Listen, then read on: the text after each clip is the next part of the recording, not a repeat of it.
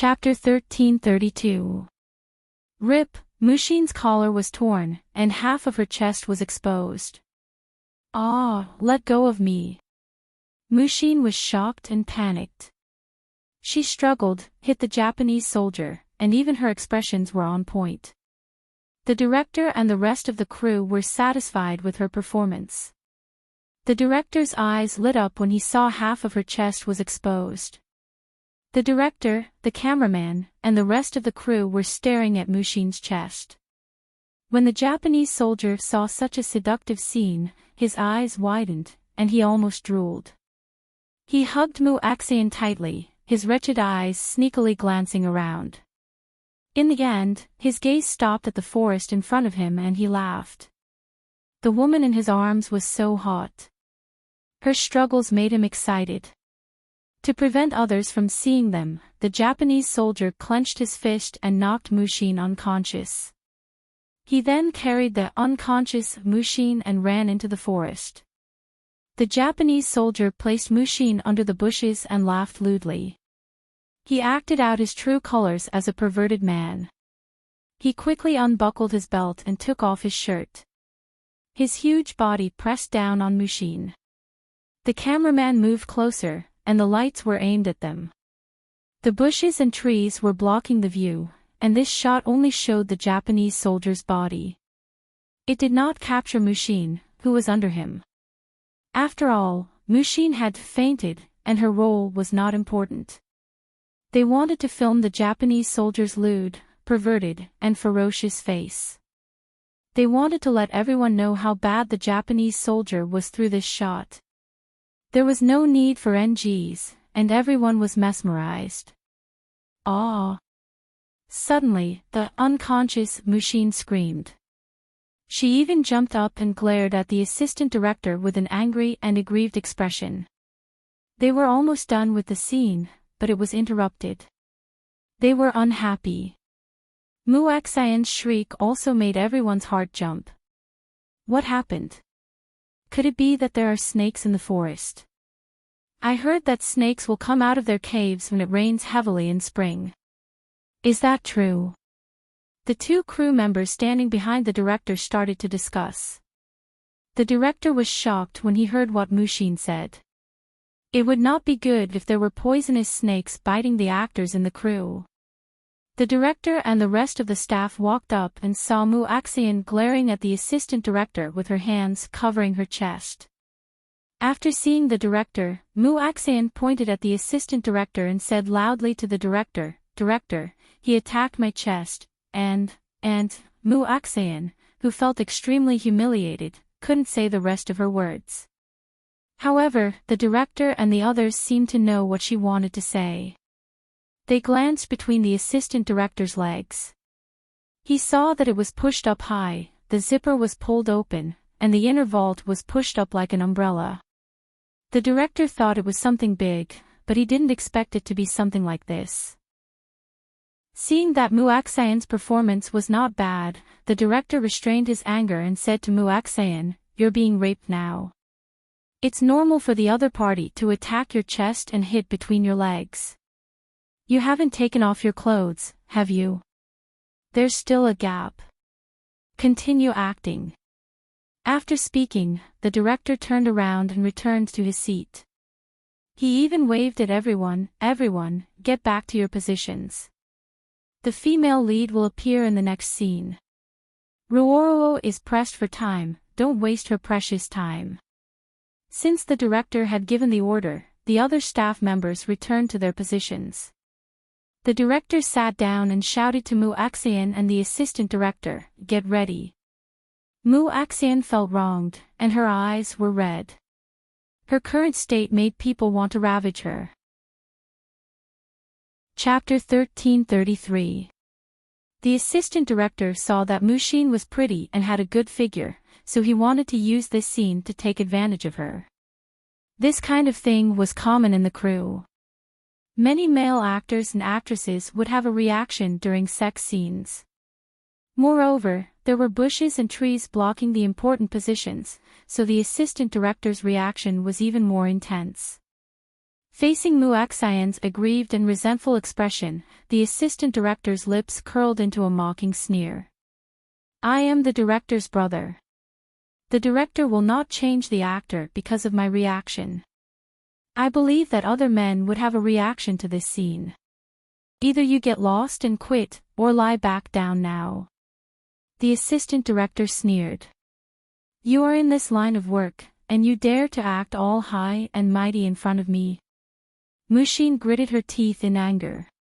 Was this line of work that cheap? Did this line of work have to be bullied by men? Damn it, are you going to act or not? If not, get lost. The director saw that Mushin was still not lying down, and Lin Ruoruo, who was playing the female lead, was ready and waiting by the side. The director's patience was suddenly used up. He jumped up from his chair and shouted at Mushin. Sister Mei saw that the director was angry, so she rushed over to persuade Mushin. Mushin, lie down. Hang in there for a few minutes, and you can get your pay. Moreover, this time, Muaxian appeared in more scenes. Big Sister Mei hoped that she could let more people know her through this performance. Who are you? Damn it, what are you doing there? The director saw that someone had rushed over, and he was so angry that his neck turned thick. He pointed at Sister Mei and shouted. The script clerk was the one with the least authority in the entire crew. To put it bluntly, she was just a coolie. Sister Mei saw that the director was even angrier. She hurriedly said to Mushin and left. In this line of work, you have to be popular, or you can quit. Looking at Sister Mei's back, Mushin felt a little guilty. She turned around and glared at the assistant director before lying back down. The assistant director smiled and climbed on top of her again. Ready. The script clerk clicked, and the assistant director started to explode Mushin. That unconscious Mushin was being taken advantage of, and she frowned. She couldn't bear it. If there were NGs, she would have to suffer again. Seeing her expression, the Japanese soldier ravaged her even more fiercely. Out of the camera's view, his hands reached for Muaxian's chest. His lower body was still ramming into Muaxian's thighs through her clothes. At this moment, outside the forest, the female protagonist, Lin Ruoruo, dressed as a member of the 8th Route Army, rushed to the river with a sword. Her eyes scanned the surroundings sharply. Suddenly, she seemed to have sensed something. She turned around abruptly and cautiously approached the forest. When she saw the Japanese soldier's upper body twitching, the corners of her mouth rose into a smug smile. The arms with guns rose.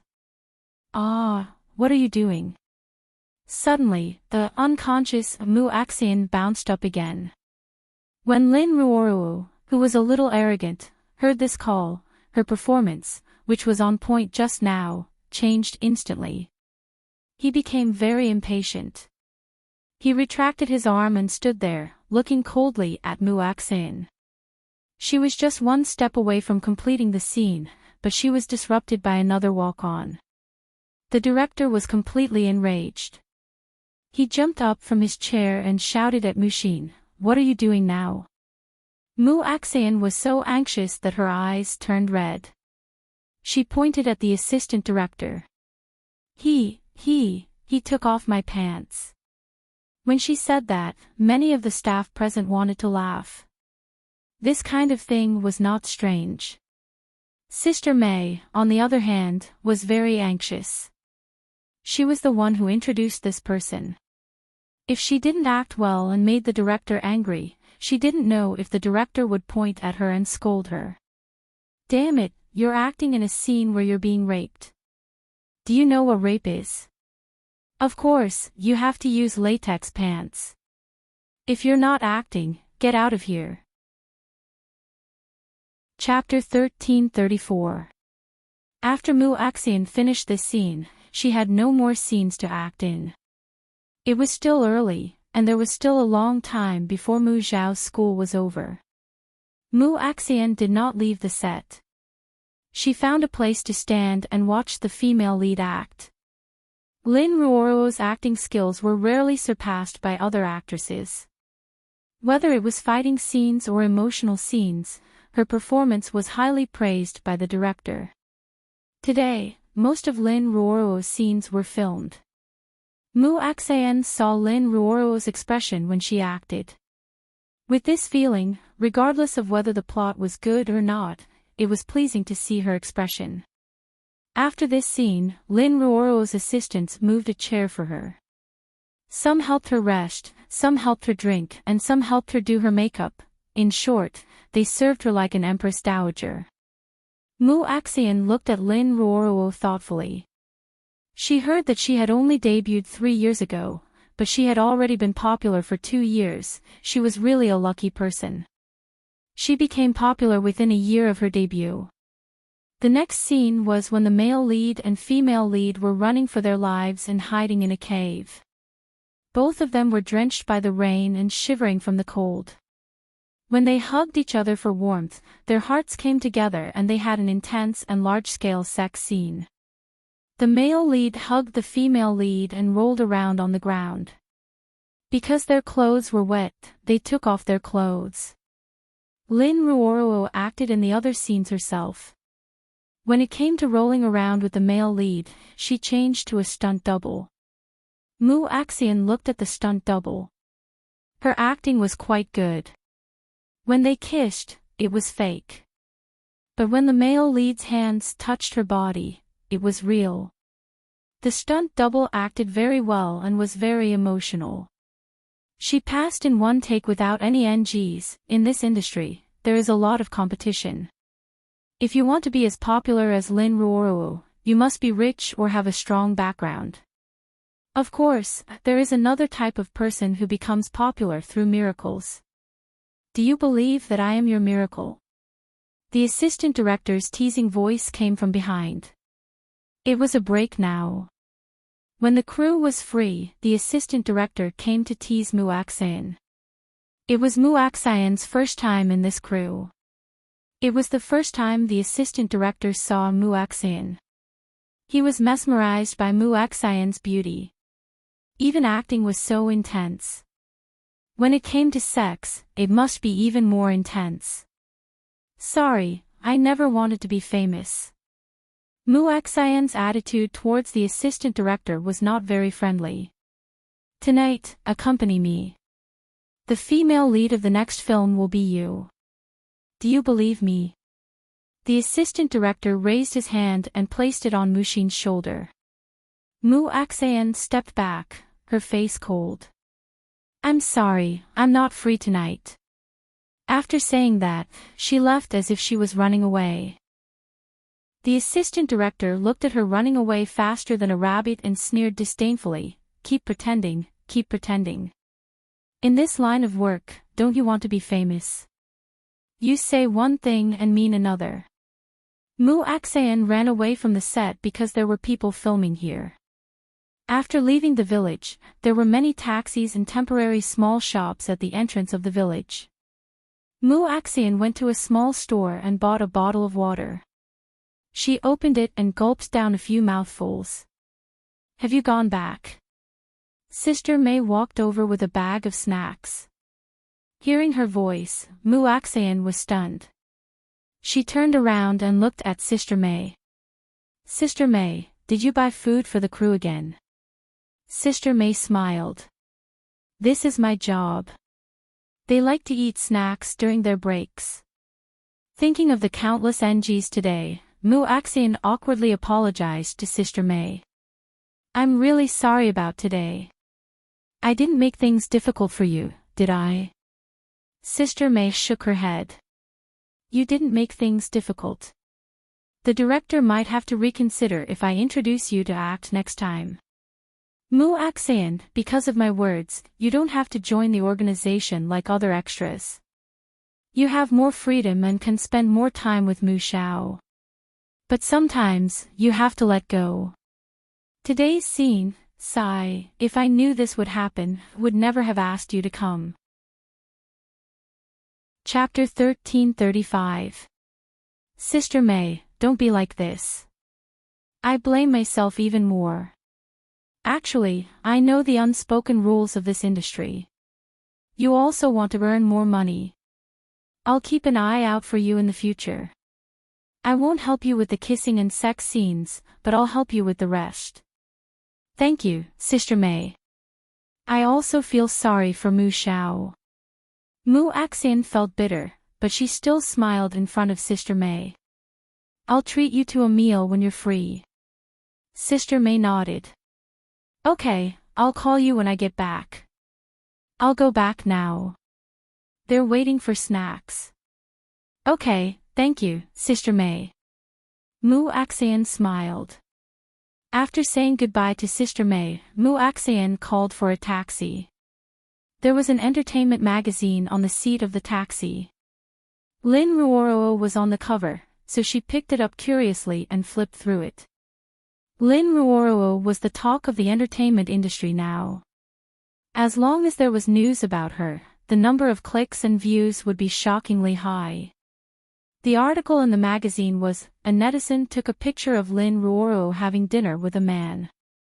Some people speculated that the mysterious man was the CEO of Star Entertainment Media. Star Entertainment Media was a company established in a city 3 years ago. It was said that the CEO and vice CEO had returned from abroad. Since the establishment of Star Entertainment Media, its scale had expanded rapidly like mushrooms after a spring rain. In the short span of 3 years, he had become a giant in the film industry in K-Nation.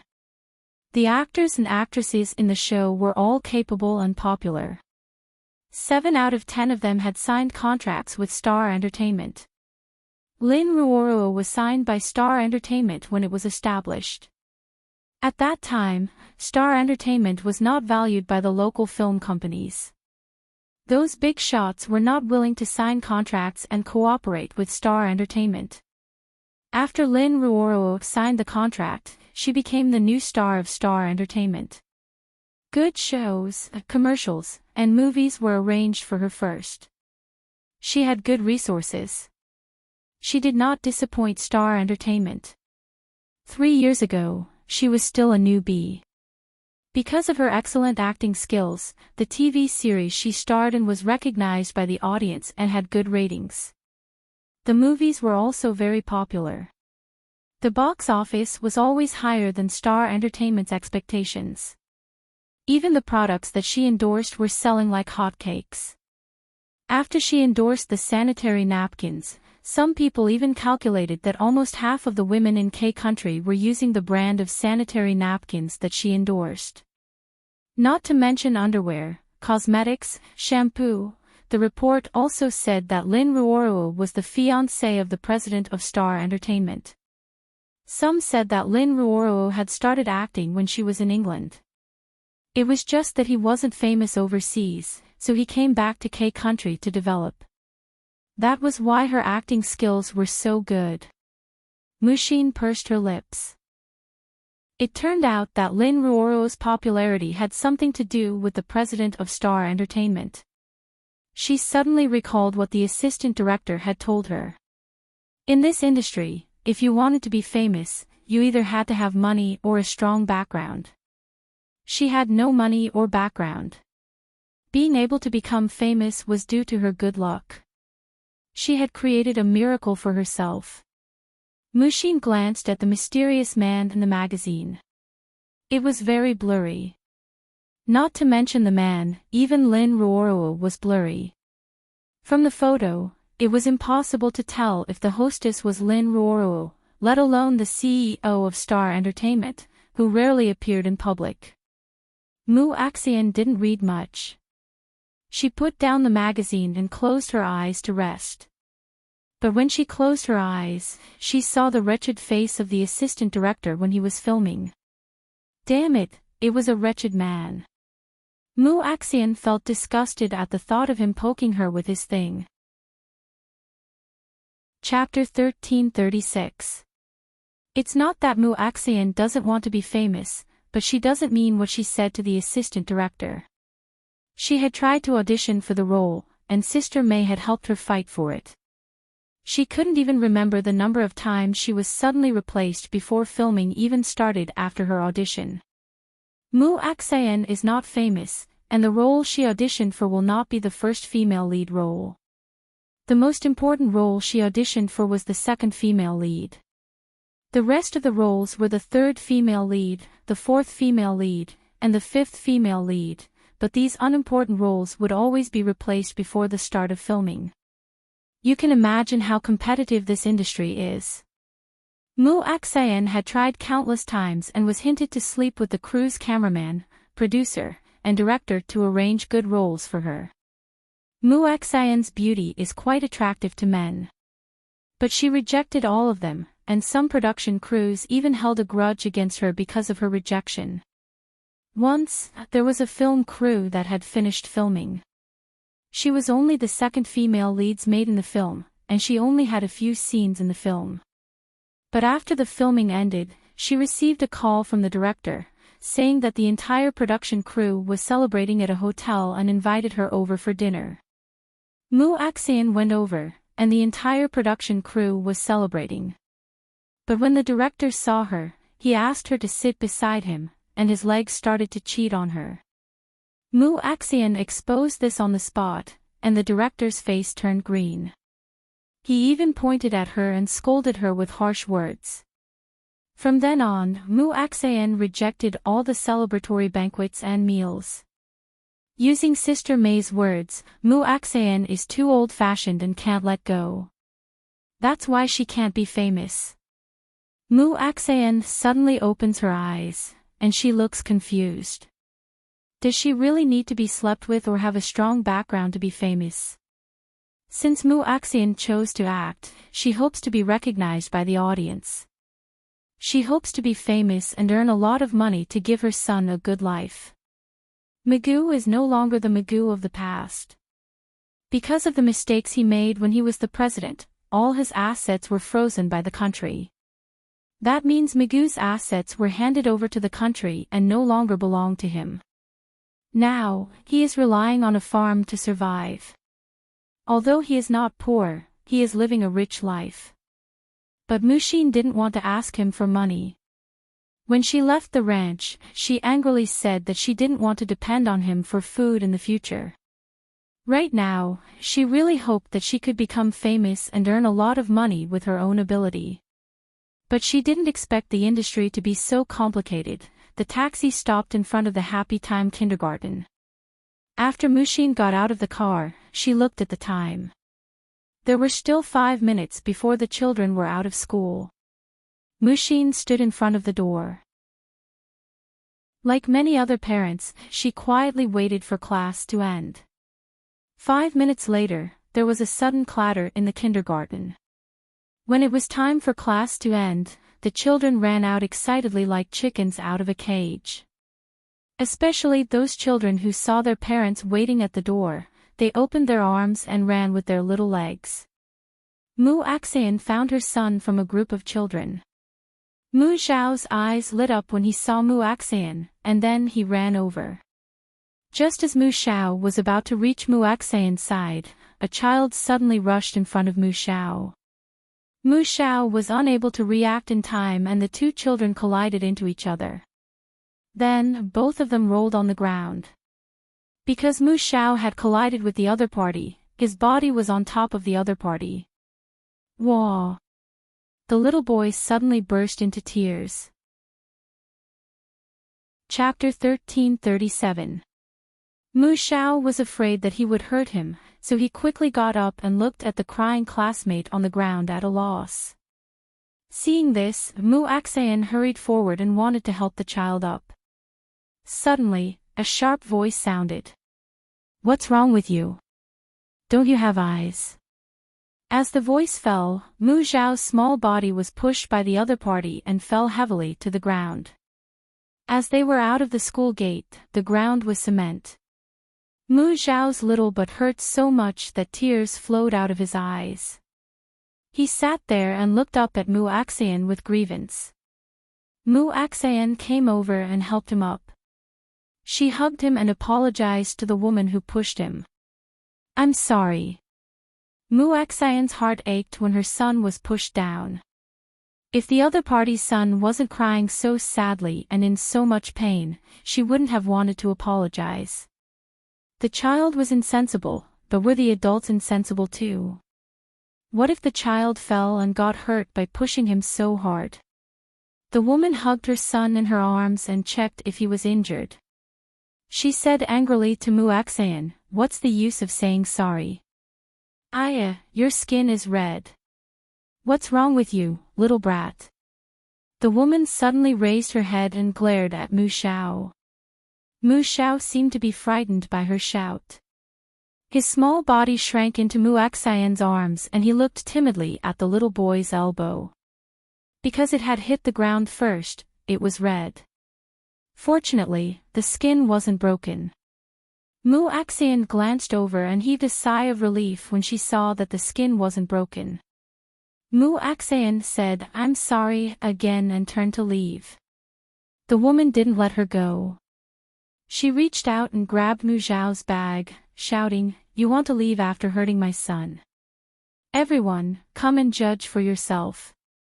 You injured my son and want to leave just like that?" The woman's words quickly attracted a lot of onlookers. A teacher came forward and asked politely, "What happened?" Muaxian turned around. This time, she didn't have any good temper. She didn't respond to the teacher's words. Instead, she looked at the woman coldly. "Who hurt your son? Why don't you say that your son hurt my son?" The woman sneered.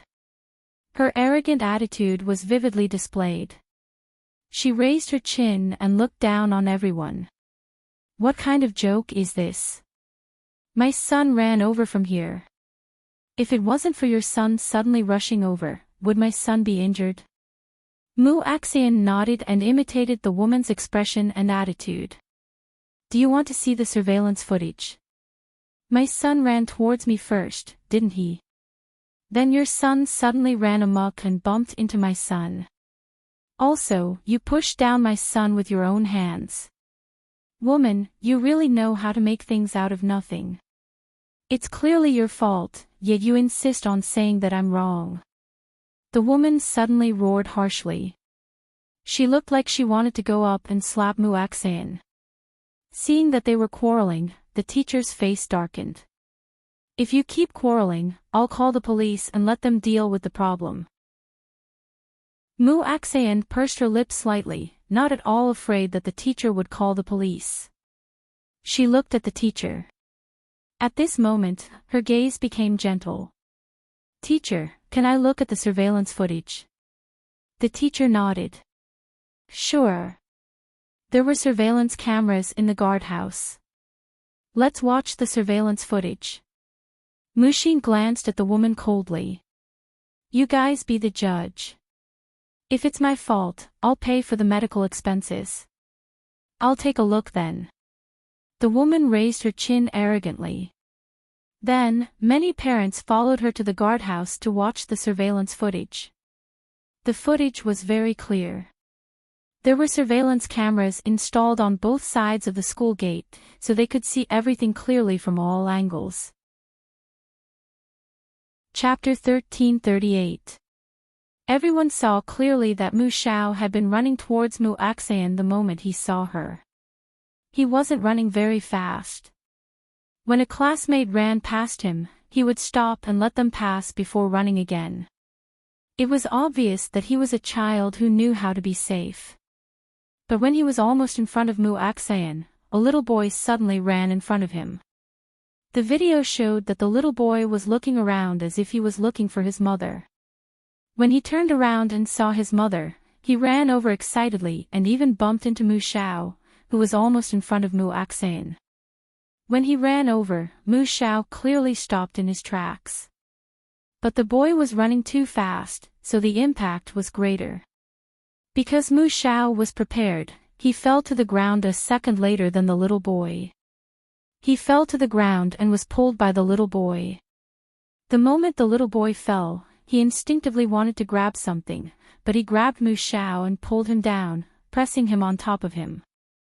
After Mu Xiao stood up, he reached out his little hand, wanting to pull the little boy up. At this moment, the little boy's mother suddenly rushed over and pushed Mu Xiao down.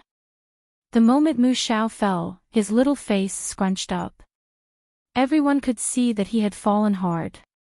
Tears were about to roll in his eyes, but he held them back. He looked at the little boy worriedly. Then, Mu Xian carried Mu Xiao. Not only did she not blame the little boy's mother, she even took the initiative to apologize to her twice. But the mother didn't appreciate it. If this video is handed to the police, the adult who pushed the child will be sentenced, a parent said after watching the video. The person who spoke was an old lady. She had come to pick up her grandson. She saw from the video that she was disgusted by the little boy's mother's reaction, so she spoke loudly. This way, she wouldn't be sentenced. But when the little boy's mother heard this, her expression changed. She looked up at everyone and realized that everyone was looking at her with blame and disdain. When children run, it's inevitable that they will bump into each other. But this isn't what the child wants. As a parent, you don't teach your child to pay attention to his personal safety and blame him. The video clearly shows that the little boy wasn't running very fast. When a classmate passed by him, he would stop. Your son ran over and he also stopped. Your son ran too fast and he couldn't react in time. To be more precise, it was your son who bumped into her, not the other way around. Then there's the way you treated the child. The child's parents didn't even fuss over it, but you want them to pay for the medical expenses. A rich lady despised the little boy's mother. She walked to Mu Xian's side and said to her, "Mother, take off your son's pants and check if he has any injuries. You should ask her to pay for the medical expenses." That's right. You should ask her for compensation. It's her fault. She hit a child. No matter how wrong other people's children were, they were still taught by their parents. What right did she have to hit them? Moreover, it was her son who rushed over and bumped into your son. That's right. This kind of uncultured woman only knows how to blame others. She never teaches her own children. When the child grows up, he will definitely be as uncultured as her. Everyone stood on Mu Xian's side and blamed the little boy's mother. The teacher also knew that it was the little boy's mother's fault. She came forward and looked at Mu Xian and the little boy's mother. "I'm very sorry that something like this happened at school. The class on safety was taught 3 times a week in school. How about this? I'll look for the dean. If the dean can't mediate, then we'll let the police intervene. What do you think?" Chapter 1339. If we let the police investigate this matter, they will definitely scold her. Anyone with a discerning eye can tell who is right and who is wrong. Yeah, it's clearly her own fault, but she insists on pushing the blame onto others. How can there be such a person in this world? When everyone heard that the teacher was going to call the police, they couldn't help but point at the boy's mother and criticize her in all sorts of ways. When the boy's mother saw this scene, she knew that she was in the wrong. However, she had always lived a wealthy life and was usually spoiled by her husband, so she had developed an arrogant personality. Being criticized, she was very indignant, but she had no choice. She could only glare fiercely at Mu Xiao, who was in Mu Xian's arms. "You really have no father to teach you." The woman's son was actually in the same class as Mu Xiao. The woman knew that Mu Xian had a child out of wedlock and was still single now. When Mu Xian heard this, her expression changed. Mu Xiao secretly gritted his teeth and looked at the woman with his dark eyes quietly and coldly. The woman carried her son out of the guardhouse and didn't forget to mutter, "He's just a bastard." I won't argue with a bastard. Nothing hurt Mu Xian more than hearing the word bastard. Mu Xiao was also very unhappy. In class, those classmates knew that he didn't have a father and a few of them directly called him bastard. After all, he was a child. However, this woman was already an adult and she still called him that. Mu Xiao pursed his lips. What an uncultured woman. When they reached home, Mu Xian took a hot towel and put it on Mu Xiao's smooth and white butt. Mu Xiao lay on the soft sofa. The towel was warm and applied to his tender skin until it was red. Mu Xian's heart ached when she saw that his butt was bruised from falling down. She picked up the towel and gently shook it before putting it on again. She glanced at Mu Xiao and asked softly, "Are there classmates in school who call you that?" Mu Xiao pretended not to understand. He turned back and looked at Mu Xian. "Call me what?" "Bastard." Mu Xian's expression was serious. Mu Xiao smiled nonchalantly. His tender voice was very pleasant to the ears. "Mommy, even if I'm a bastard, it's still a good name. I don't care. It's not a compliment, it's your identity. Your identity is that of a child who only has a mother and no father." Mu Xian gently stroked Mu Xiao's white and tender legs, her expression somewhat dazed. She murmured, "Mommy has let you down." She had never mentioned anything about his father to Mu Xiao. He was also very sensible and never asked about his father. He always acted as if he didn't care whether he had a father or not, but she had seen him in the neighborhood countless times, staring blankly at the children who were being carried and held by their fathers. How could Mushi not know what he was thinking with that calm expression and yearning gaze? Which child wouldn't want to have a father? The teacher said that mothers have it the hardest. Even dad doesn't have 1/10 of mom's hardships. Mu Xian listened quietly. She knew that Mu Xiao had more to say. Dad spends most of his time earning money, but mom's heart is all about her children and home. Mom has it the hardest. Mommy, ever since I became sensible, I've felt your incomparable love for me. You didn't let me down. Mu Xian choked, but I didn't give you a complete home. So you don't have a father. Actually, he had a father.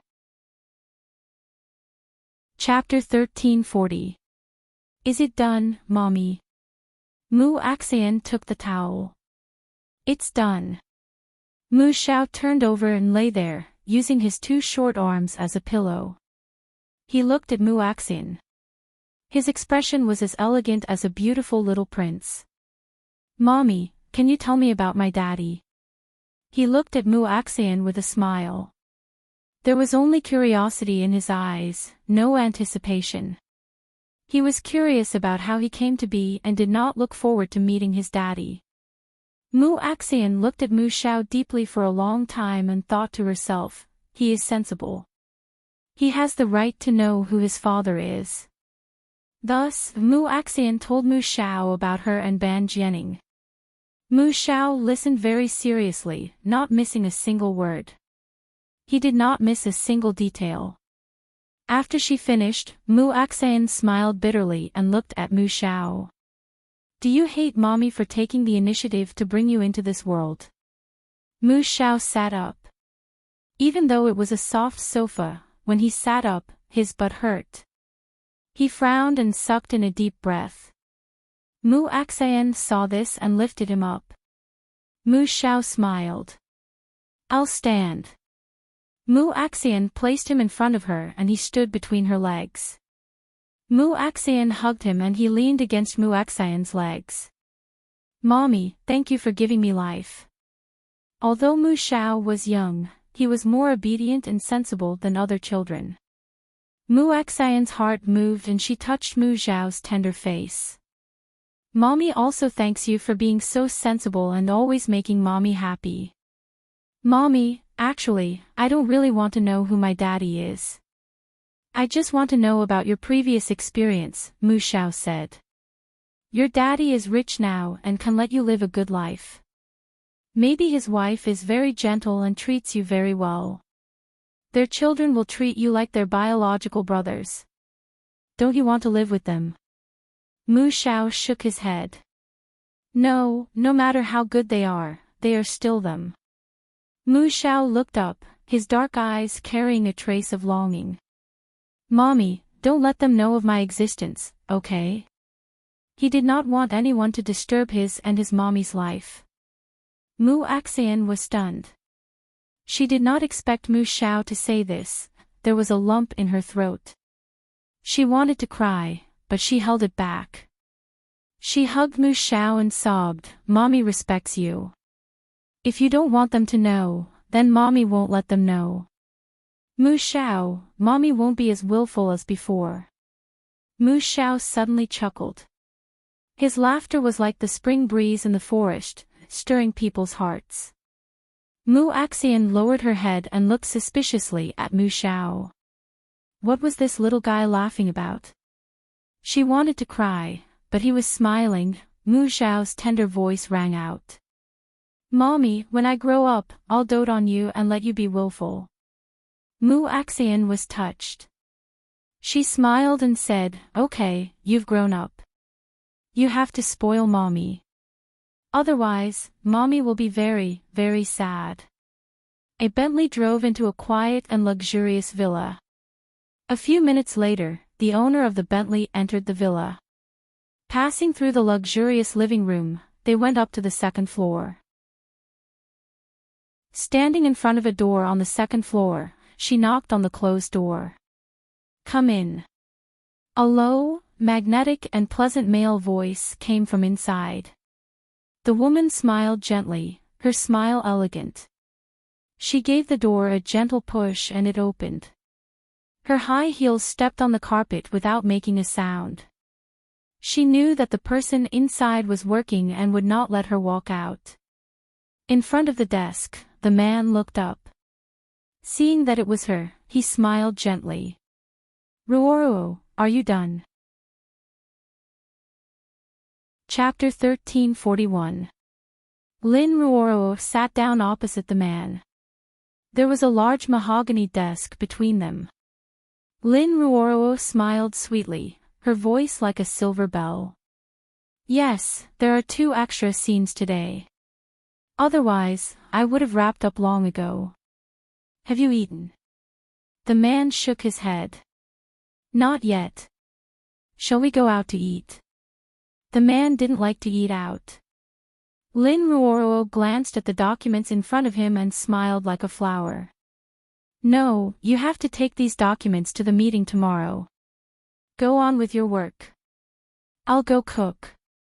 The man looked up and glanced at the woman with a faint smile. "Make it simple and light. Don't be too oily." Lin Ruoro stood up and smiled. "I know. You don't like oily or fried food." Lin Ruoro left the study. The man glanced at the time. It was almost 8:00. He returned to the villa from the company at 6:00. Once he started work, he was busy for 2 hours. The man liked to work. After the woman left, he continued to focus on his work. An hour later, Lin Ruoro came up and asked him to go downstairs for dinner. They went to the dining room on the first floor. The dining table was made of sandalwood and had a vintage flavor. There were 4 side dishes and a soup on the table. Looking at the dishes on the table, the man smiled. "Not bad. Your cooking skills have always been so good." Lin Ruoro smiled. "I know you don't like to eat out, so I have to improve my cooking skills. I hope you can eat to your satisfaction every meal. I saw that you had Spanish mackerel in the fridge, so I made mackerel soup. I added scallions and ginger. It's delicious." Lin Ruoro scooped a bowl of soup for the man. The man sat down and took a sip with the silver spoon in the bowl. He nodded and praised sincerely. "Yes, it's delicious. It's really delicious."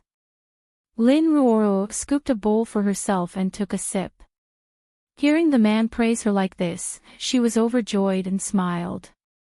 "The Spanish mackerel you bought is still fresh. That's why I can make delicious soup." The man chuckled and didn't say anything.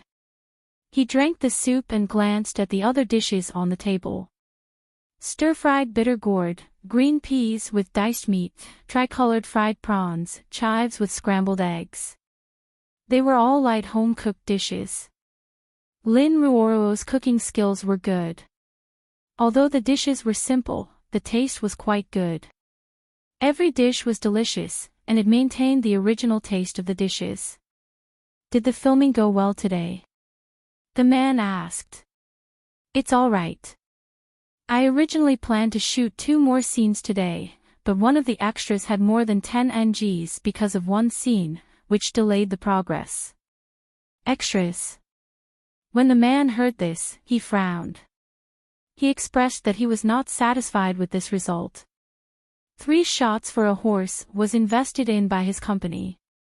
Even the script was written by his company's scriptwriter. 3 Spears on a Horse was Star Entertainment's production. The progress and quality had to keep up with his. Now, because of an extra, they had NG more than 10 times in one scene. This meant that this extra's acting skills were not good, and it even affected the progress. To him, the quality and progress were not up to his expectations. Lin Ruoro nodded. When she thought of that extra, she was also unhappy. Yeah, I heard from the crew that she's been in the industry for 2 or 3 years and has always been playing small roles. When the man heard this, he sneered, "You've been a walk-on for 2 years, and you still have to NG more than 10 times in one scene. Such a person wants to work in the entertainment industry. Actually, it's not her fault. She's just not popular." Lin Ruoro helped the man fill the bowl. It's the assistant director who deliberately used this scene to take advantage of her. Lin Ruoro placed the bowl in front of the man. She was also very unhappy with the assistant director's performance. "Jianing, you don't know how scary the assistant director's crotch was at that time." Chapter 1342. Ban Jianing was deep in thought as he ate. He was the owner of an entertainment company, so naturally, he knew some shady things in the industry. Does Zhang Qinghua do this to actresses often? He looked at the woman opposite him and asked. Lin Ruoro shrugged. I'm not sure, but based on today's situation, it should be. That extra was quite pretty, had a good figure, and had a good temperament. She gave off the feeling of a downtrodden rich girl, so the assistant director probably wanted to conquer her. Is it the scene where the Japanese soldiers rape a village girl? Lin Ruoro's eyes curved into crescents when she heard this. She looked at Ban Jianing and asked, "You know every scene so well." Ban Jianing smiled. "You forgot that I personally picked the scripts." He would personally read every script for the shows that he wanted to invest in before deciding how much to invest. Since he started the company, every show that he invested in was profitable. That was why his company could become so strong in just a short 2 to 3 years. Xingyu Media was already one of the top film companies in the country. Although Xingyu Media was not only in the film industry, there was almost no other company in the film industry that was as progressive as Xingyu Media. Any artist who signed with Xingyu Media would be given enough resources to make a name for themselves in the industry. As long as they had a good image and didn't court death, Lin Ruoro smiled and said, "It's our fortune to have a boss like you." Lin Ruoro picked up some food for Ban Jianing. When she reached over, Ban Jianing raised his eyebrows slightly and looked at the food that she was about to put into his bowl. Lin Ruoro saw his eyebrows and suddenly remembered that Ban Jianing didn't like to use bowls and chopsticks with others. To be more precise, he was a clean freak. She didn't know that before, so he didn't eat the food that she picked up for him. Then he told her not to pick up food for him. He wasn't a child and didn't dare to pick up food for himself. He even said that he was a clean freak and wouldn't eat even if she picked up food for him. Lin Ruoro smiled awkwardly. "I forgot that you're a clean freak."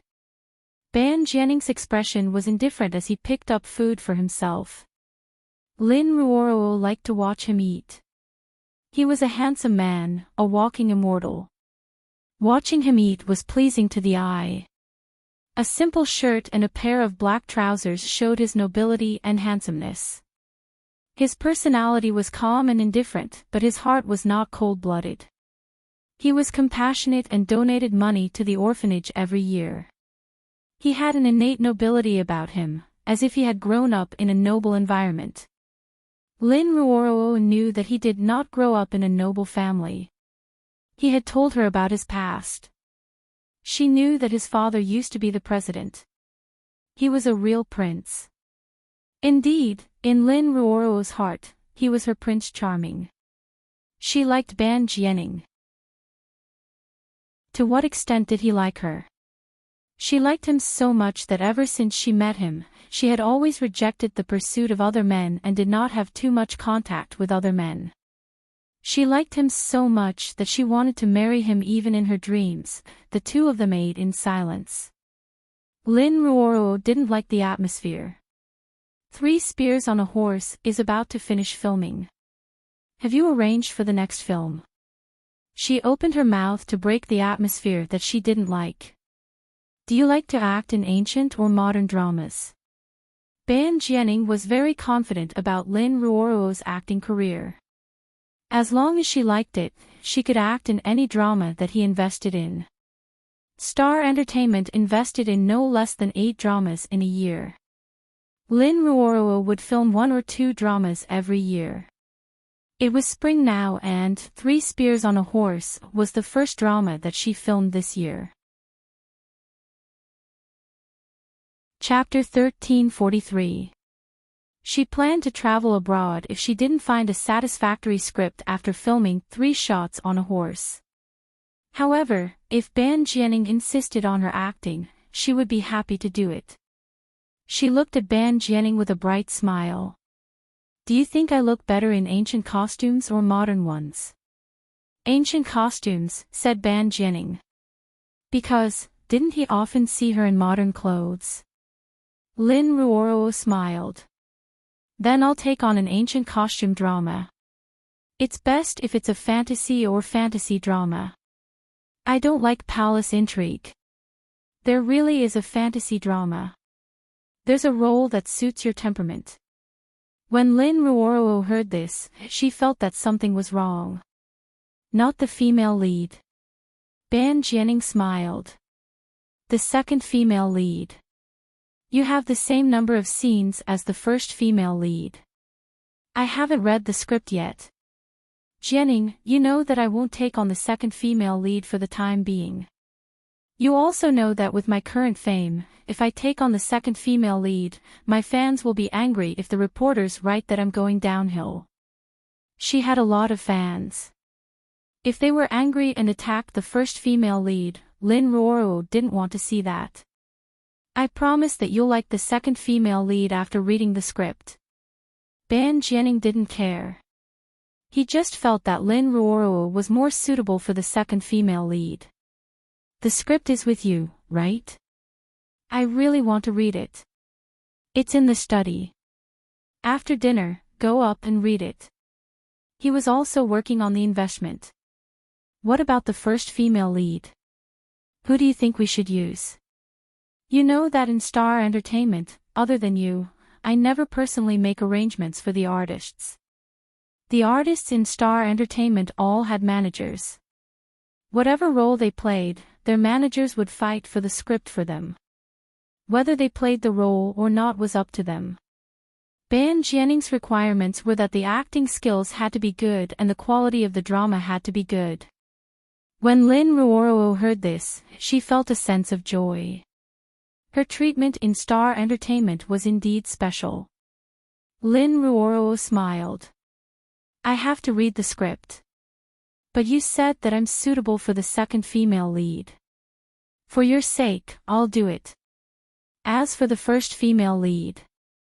She looked at Ban Jianing and asked, Jianing, if I have a suitable person to recommend, will you use it? Ban Jianing curled his lips into a smile. Of course. As long as her acting skills are good and her looks are good, you know that the audience's expectations are very high. Don't worry, my aesthetic sense will always be good. The dishes you make are delicious. Your culinary skills have improved. I have to please the boss so that I can take on more shows and earn more money. Do your best. Star Entertainment will not disappoint you. I won't let Star Entertainment down either. Lin Ruoro smiled at Ban Jianing and added in her heart, I won't let you down either. After dinner, the two returned to the study. Ban Jianing showed Lin Ruoro the new script he was going to invest in. Lin Ruoro took the script and went to the balcony. She sat on the hanging chair and read it seriously. Ban Jianing continued to work. There was still some work to be done. After he finished his work, Lin Ruoro also finished reading the script. Sure enough, after reading the script, she really liked the role of the second female lead. This character was originally a warm and kind-hearted girl. When she was training with the first female lead, she met the first male lead. She fell in love with the first male lead, but the first male lead liked to talk a lot. The first female lead was a little unruly and never paid much attention to the quiet her. Chapter 1344. After the male lead and the female lead fell in love, she turned from sadness to evil. But her environment and love made it hard for people to hate her. When the female lead was caught by the second male lead and forced to be his wife, the male lead thought she was dead. The second female lead accompanied the male lead in pain. In the end, she confessed to the male lead, but the male lead didn't accept her because he loved the female lead. Finally, after he accepted her, the female lead appeared. The three of them fell into a tangled relationship. Later, the second female lead did a lot of bad things under her mother's pressure. Every time she saw the male lead and female lead together, she would cry silently and be heartbroken. And the male lead often misunderstood her, which made her even more heartbroken. Later, she sacrificed herself to save the male lead. Lin Ruoro believed that if she acted in this movie, the audience would like the second female lead. She walked in from the balcony with the script and smiled at Ban Jianing, who was leaning against the chair and rubbing between his eyebrows. Jianing, the second female lead. I want to act as the second female lead. Mu Axayan was idle for a few more days. On this day, Sister May finally called her and said that there was a scene suitable for her. Ever since she was bullied by the assistant director, Sister May didn't dare to introduce her to that kind of scene. Hearing that there was a scene, Mu Axayan rushed to the set. When she arrived, Mu Axayan found out what kind of scene she was acting in. She was going to be a corpse with a group of actors. 3 Shots on a Horse was an anti-Japanese drama. During the war, many extras were needed to create the atmosphere of the scene. Mu Axayan changed into her costume and carried a gun. When she heard the director shout, "Charge!" she shouted, "Ah!" and rushed forward with the group of actors.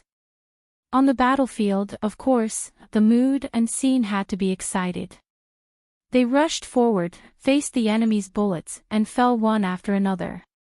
The place where Mu Axayan fell happened to be a muddy pit with a puddle of muddy water. When they fell, it was time for the main character to act. The muddy water wet Mu Axayan's clothes. It was drizzling today, and it was spring now. Lying on the ground with wet clothes and soaked in the muddy water, she shivered from the cold. She wanted to move her body, but fortunately, the camera wasn't pointed at her. She opened her eyes and looked at the position beside her. Damn it, there was water everywhere. Because it was filmed in a rural area, the terrain was bumpy. After it rained, these bumpy areas would accumulate water. Mu Axayan moved her body slightly. There was water everywhere she moved. If she didn't want to lie in the water, she had to crawl towards the small hill in front of her. However, the main lead was already filming and was right beside her. If she moved, the camera would capture her and affect the main lead's filming. The director would scold her to death. She could only lie down and grit her teeth in the cold. Huai-ing. I'm fine, I was just shot. Don't mind me, no. I'll take you out of here first. No, listen to me, we can't let the enemy defeat us. Leave me here. You take our brothers and rush over. The conversation between the male and female leads sounded in his ears. So cold, Mushin was so cold that her body was trembling. The main character was a life and death parting scene, so it wouldn't end so quickly.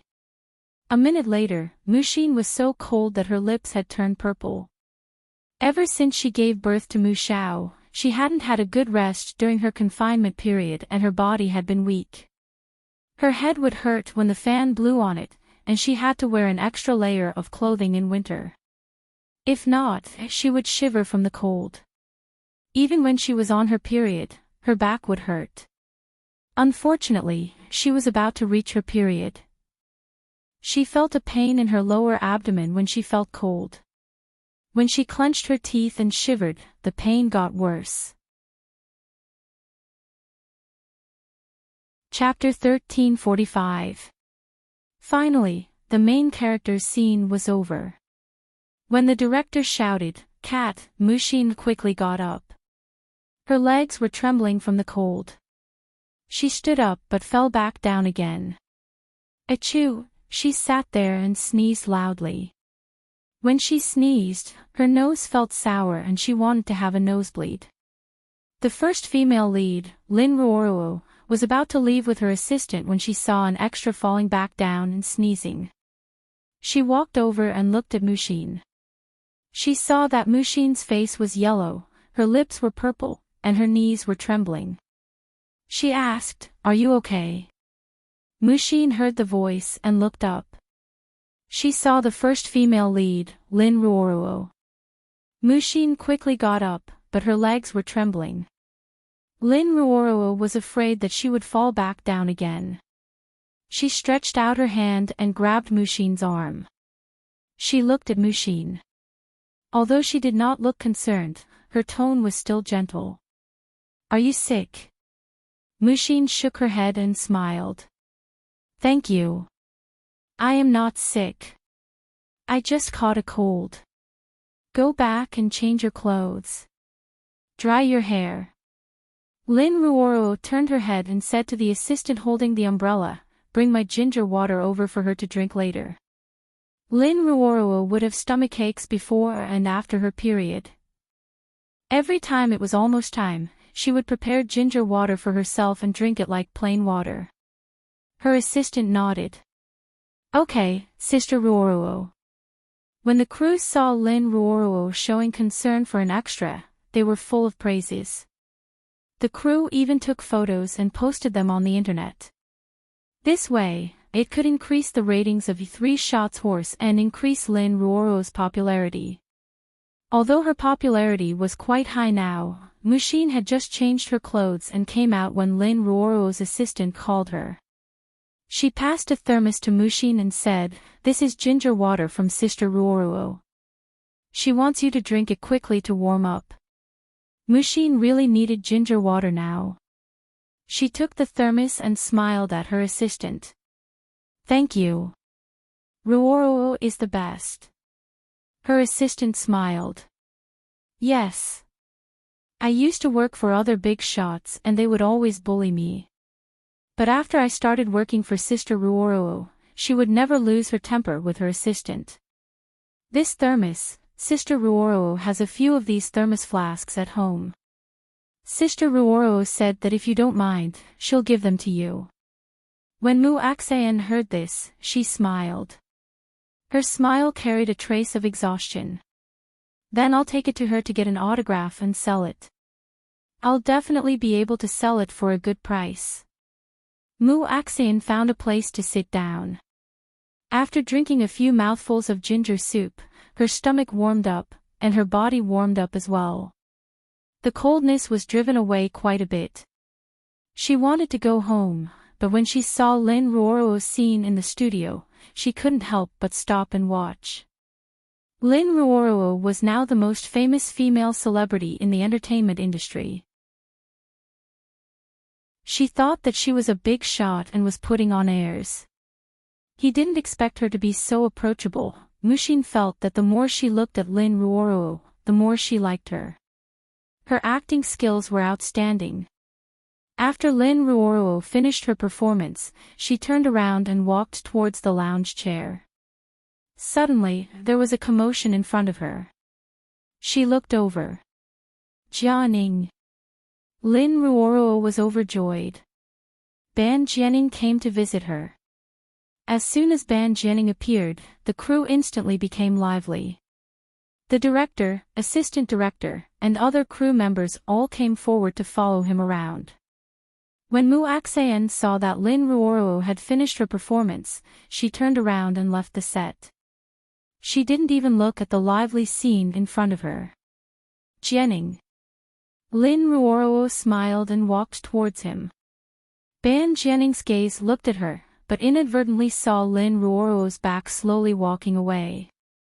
He frowned and his pupils shrank slightly. Why did that back look so familiar? Chapter 1346. Mushin. Ban Jianing was shocked by his own thoughts. Why did that woman's back look so much like Mushin? Jianing. Lin Ruoro saw that Ban Jianing was ignoring her, so she walked closer and smiled. Following his gaze, she asked, "What are you looking at?" "Who is she?" Ban Jianing's gaze was fixed on the back of the woman. Director Zhang Shanhua heard this and turned to look at the back of the woman. Then, he was puzzled. Who was that? He didn't know. Then, he looked at the assistant director. The assistant director could tell that it was the extra that he had been thinking about, but he couldn't say the name. Before he could tell Ban Jianing, Lin Ruoro's sweet and soft voice sounded, "Extra. Extra." Ban Jianing was disappointed. Then, it wasn't Mushin. How could a proud and arrogant woman like Mu Axian be an extra? Even if she wanted to be an actress, with her personality, she would want to be a big star like Lin Ruoro. Sigh, Ban Jianing sighed in his heart. President Ban Jianing suddenly felt a little annoyed. When he heard the director's words, he waved his hand, indicating for him to stop talking. Seeing this, the director didn't dare to continue. Ban Jianing glanced at the director. "Continue working. I'm here to check on the progress." The boss came to the set personally to check on the progress. It could be seen how important this movie was to him. The director didn't dare to be careless and quickly arranged the next scene. Ban Jianing sat next to the director and looked at the filming area. The next scene was mostly Lin Ruoro's. Because this movie was about to be completed, the supporting roles were almost done. The remaining scenes were all for the main characters. Ban Jianing looked like he was watching Lin Ruoro film, but in fact, he was absent-minded. At night, Mushin had a high fever. Because Mu Xiao had a high fever easily, she had prepared fever medicine at home. She was in a daze from the fever. She came out of the bedroom and went to the living room to find fever medicine. Because she was in a daze, her steps were unsteady. After getting the fever medicine, she poured some water. When she sat down on the sofa, she bumped into the coffee table and almost fell to the ground. Mushin fell heavily on the sofa and sat down. She was completely listless. Mu Xiao's bedroom door opened and he walked out sleepily in his cartoon pajamas. Seeing Mu Axayan sitting there, he immediately opened his eyes and his sleepiness disappeared. He ran over in small steps. "Mommy, what's wrong?" Her face was abnormally red, as if she had a high fever. Mu Axayan looked at Mu Xiao and forced herself to focus. She held the fever medicine in her hand and smiled weakly. "Mommy is sick. But Mommy can endure it. Don't worry, Mu Xiao. Mu Xiao raised his little palm and placed it on Mu Xian's forehead for a while. His little brows furrowed. Mommy, your forehead is so hot. Let's go see a doctor. It's okay, you don't need to see a doctor. Mu Xinqiang forced a smile. You'll be fine after taking the medicine. She didn't want to go to the hospital in the middle of the night. If she went to the hospital at this time, the doctor would definitely let her stay in the hospital. And the money she earned from today's show wasn't even enough to pay for the hospital fees. If she was hospitalized, wouldn't she have suffered in vain? Mommy, if you're really uncomfortable, you should go see a doctor. Don't hold it in.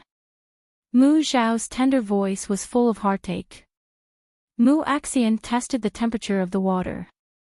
When it wasn't hot, she drank the medicine. Then she put the cup down and patted Mu Xiao's head. Mu Xiao, be good. Go to sleep. Don't go near Mommy. Mommy has a cold.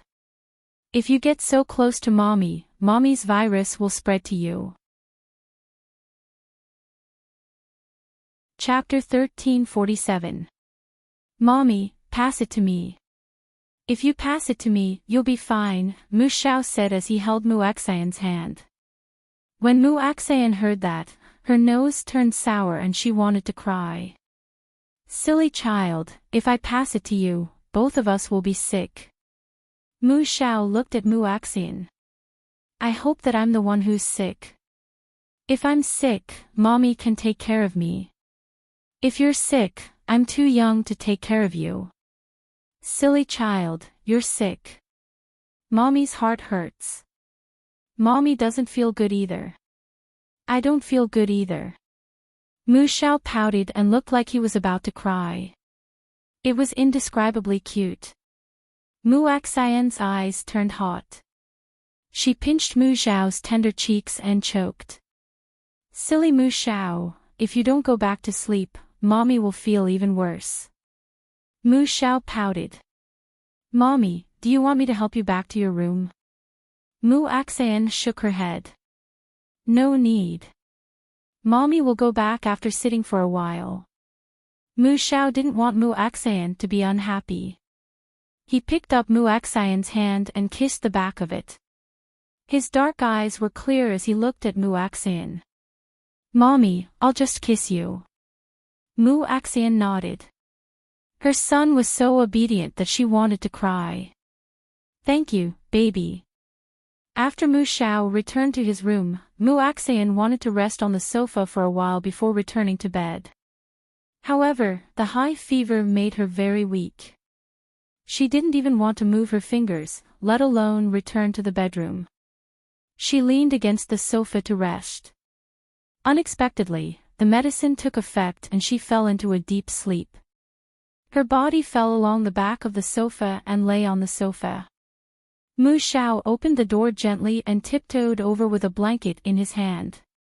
When he came to Mu Xian's side, he gently covered her with the blanket. Mu Xian was in a deep sleep, but her brows were furrowed. Although she was in a deep sleep, she didn't feel comfortable at all. Mu Xiao's heart ached for her. He raised his hand and gently touched Mu Xian's hot and red face. His eyes were filled with heartache and worry. Mommy, when we grow up, I'll take good care of you. The next day, Mu Xian's fever had yet to subside. Under Mu Xiao's constant persuasion, she had no choice but to go to the doctor. She had a cold and a high fever. He didn't need to stay in the hospital, but he needed to take medicine and get an intravenous drip. In the infusion area, Mu Xin sat quietly on the chair, looking listless. Mu Xiao also sat quietly beside her. He lifted his head and stared at the potion. Mu Xiao retracted his gaze. When he looked at Mu Xian, he smiled elegantly. Mommy, what are your orders? He didn't want his mommy's mood to be affected by his distressed expression.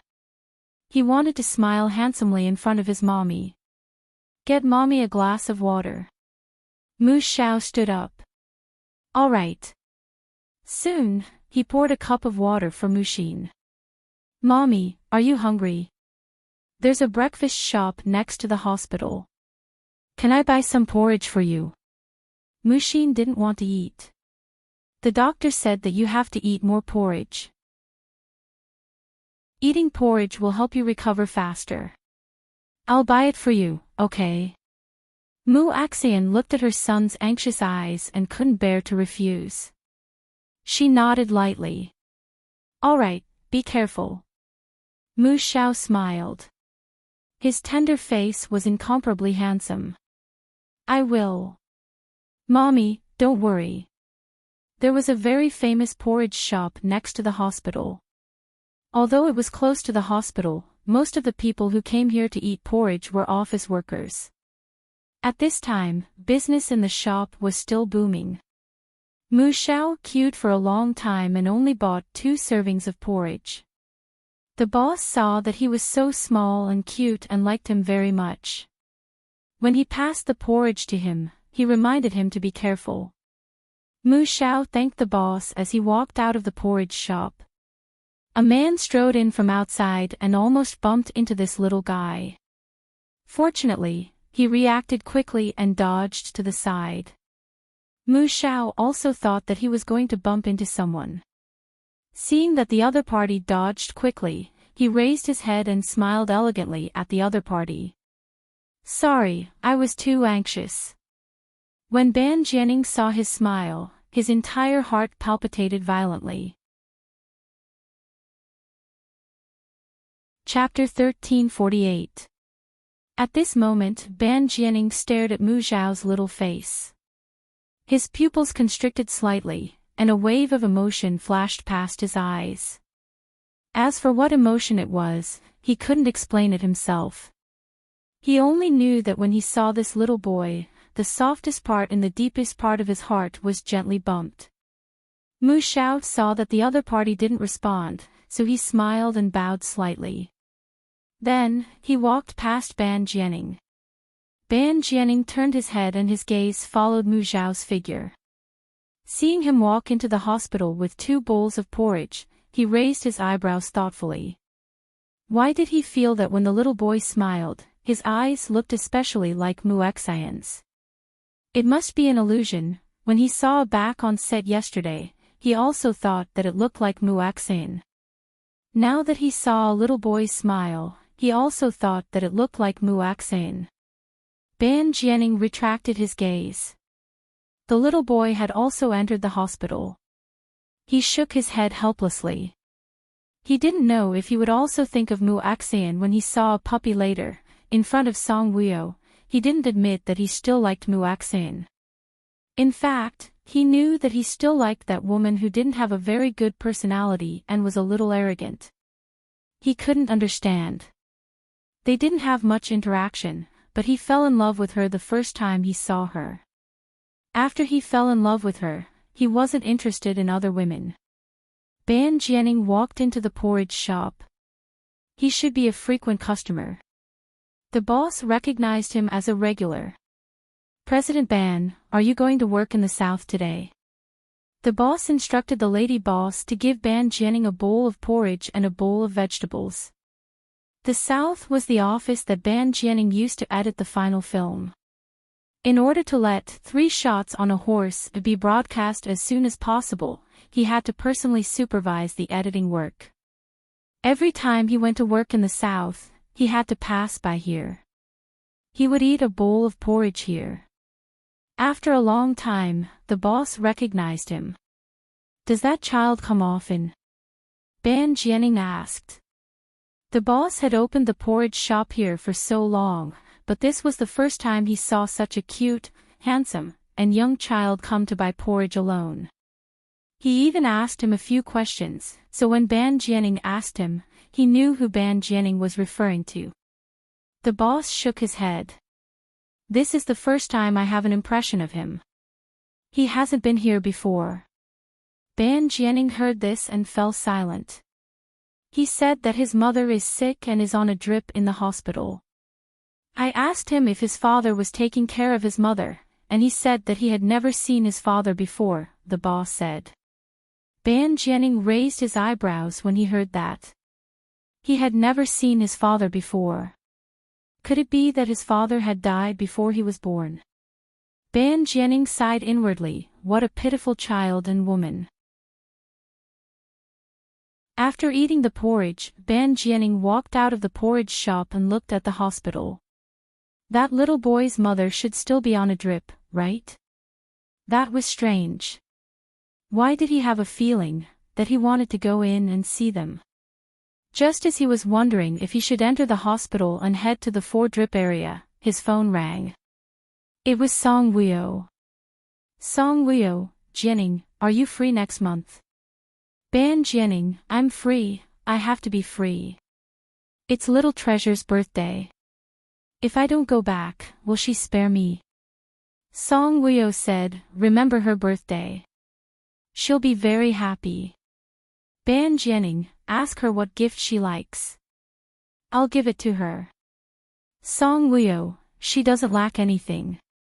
As long as you come back for dinner on her birthday, she'll be very happy. Ban Jianing, okay, I'll be back on time. Song Wuyo, Jianing, you've been in a city for so long. Have you seen Mushin? Chapter 1349.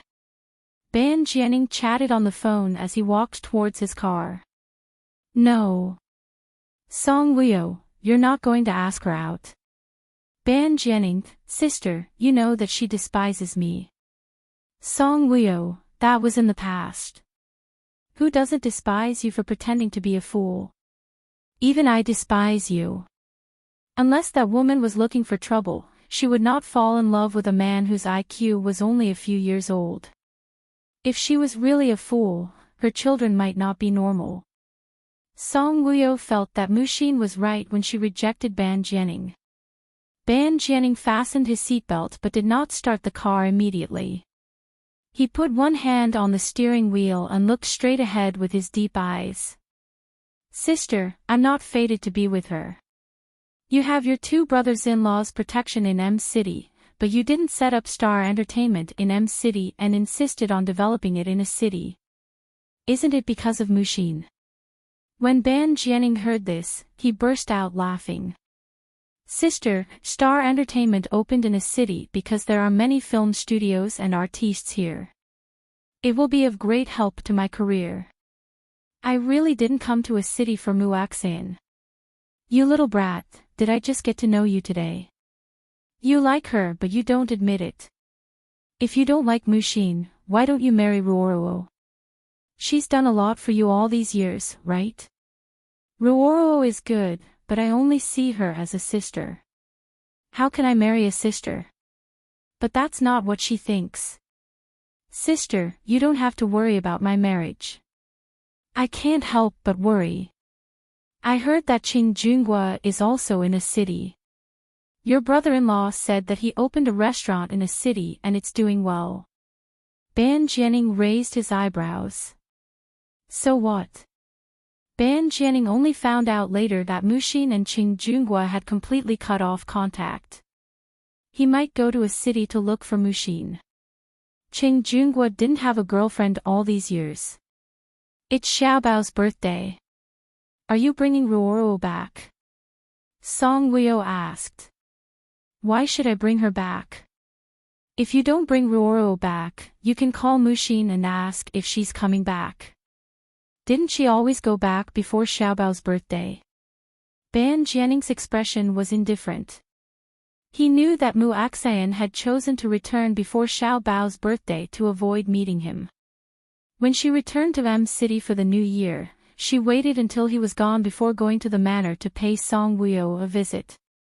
Calculating the time, Ban Jianing had not seen her for more than 5 years. He remembered that after seeing her at Song Wuyo and Huang Ling's wedding, they had not seen each other again. He was overseas while she was in a city, that's the past. You didn't ask me to come back with you.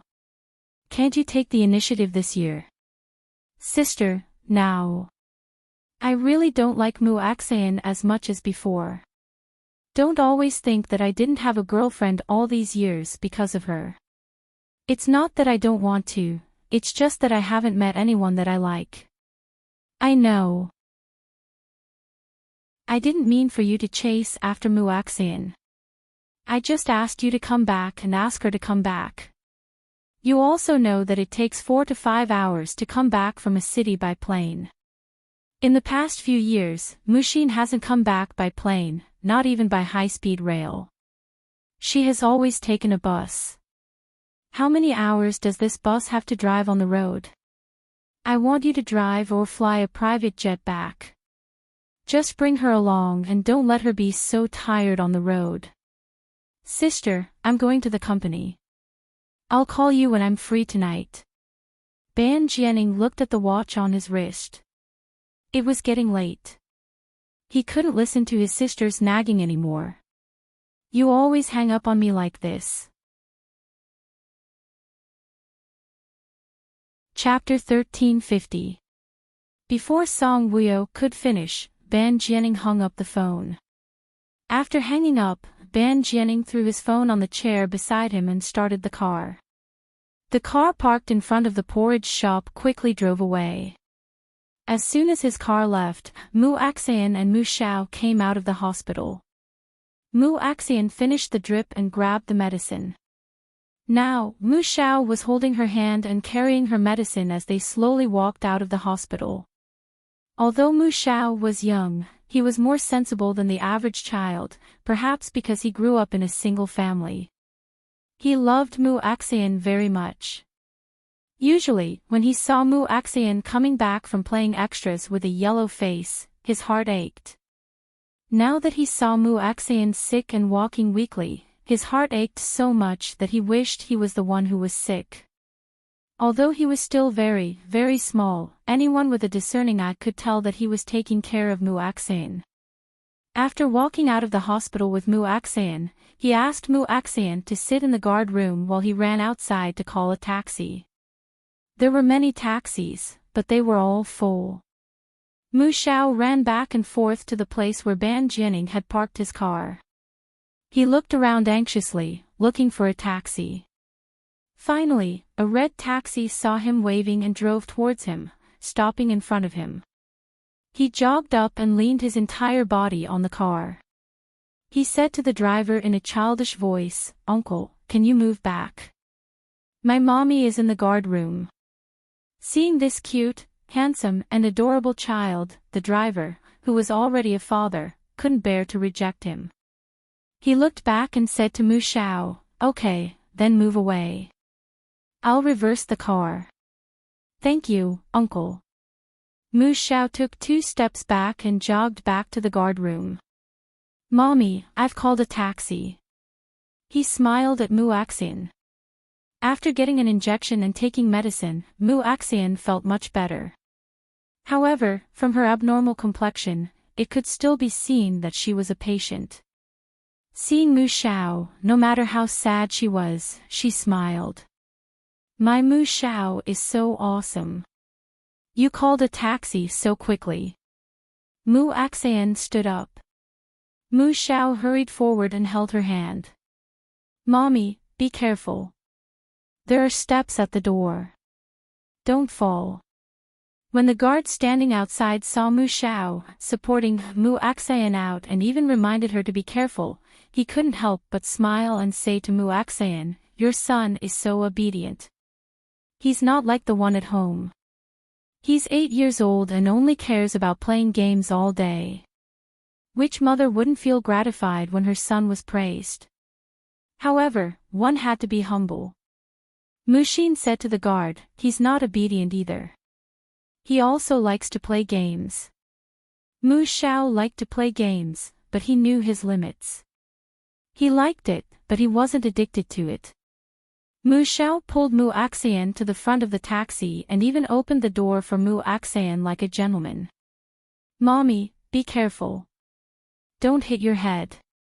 Mushin got into the car and even patted Mu Xiao's head.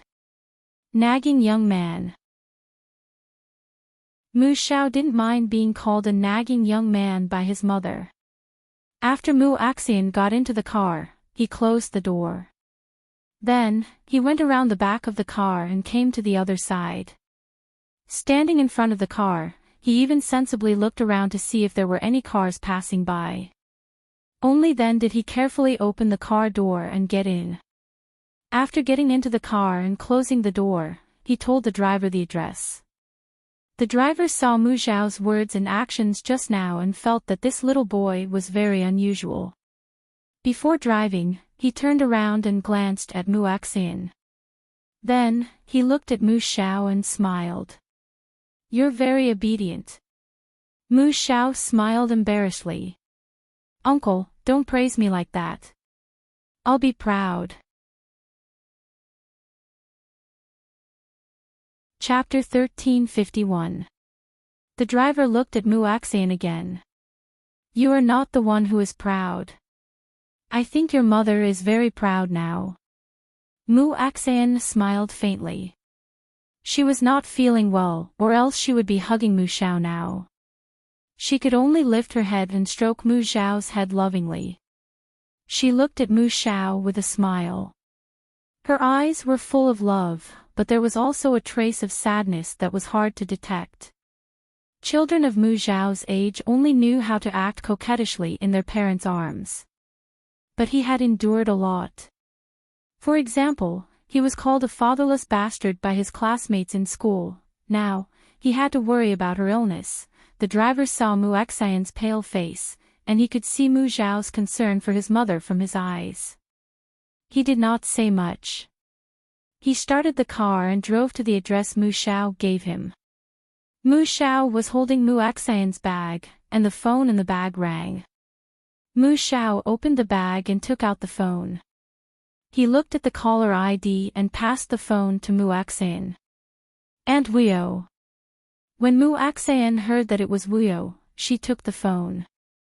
"Hello, Sister Wuyo." Her voice was a little hoarse.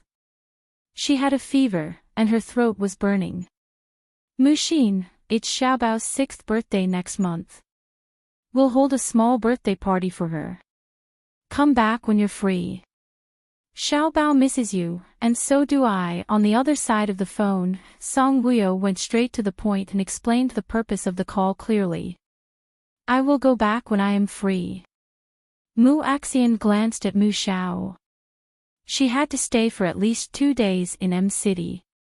If she took the bus back, it would take a day to go back and a day to go back. Mu Xian was really reluctant to be separated from Mu Xiao for a few days. "Jianing is coming back too. Why don't you contact him and take a ride with him?" Song Wuyo suggested. Mu Xian's heart sank when she heard Song Wuyo mention Jianing. "Sister Wuyo, let's talk about it later. I don't know if I am free now. The company is very busy recently. A female colleague in my department applied for maternity leave the day before yesterday. I have to share her work with another colleague. I heard that another colleague is applying for marriage leave next month. I might not be free." "Silly girl, even if you don't come back, you can still contact Jianing in a city." "Sister Wuyo, I have to go to a meeting. I'll hang up first." Mu Xian hung up the phone. She lied in front of Song Wuyo, saying that she was a white-collar worker in a company in a city. Her salary was good and the company treated her well. Song Wuyo and Huang Ling had also come to a city to play with her. When they came to a city, Mu Xian had left Mu Xiao at Sister Mei's house. Song Wuyo and Huang Ling both thought that she had a good job and a good house in a city when they saw that she lived in a nice community and had a comfortable single life. They didn't know that she was living the life of an unwed mother in a city. "Mommy, are you going back to M City?" Mu Xiao raised his head and looked at Mu Xian with clear eyes. Mu Xian put the phone away and looked at Mu Xiao. "Mommy can't bear to part with you.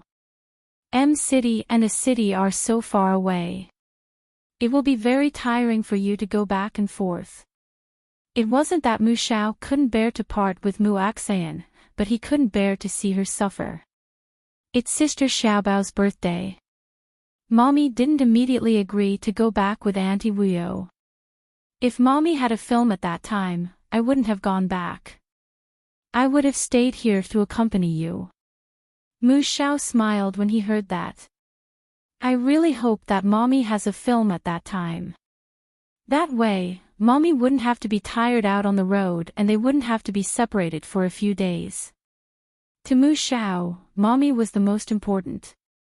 Auntie Wuyo, Auntie Huangling, Sister Xiaobao, all of them didn't matter. His mommy was the most important.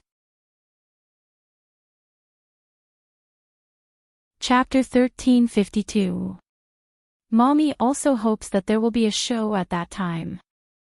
This way, we can still earn money. Mommy, I heard Sister Wuyo mention Jinning. Mu Axayan was stunned. You can even hear that. It's loud. I can hear it. Mu Axayan's eyes flashed with guilt. Your Aunt Wuyo asked me to contact him and return to M City with him. Mu Xiao was puzzled. Doesn't he have a wife? Mu Axayan smiled. If he has a wife, we can return to M City together.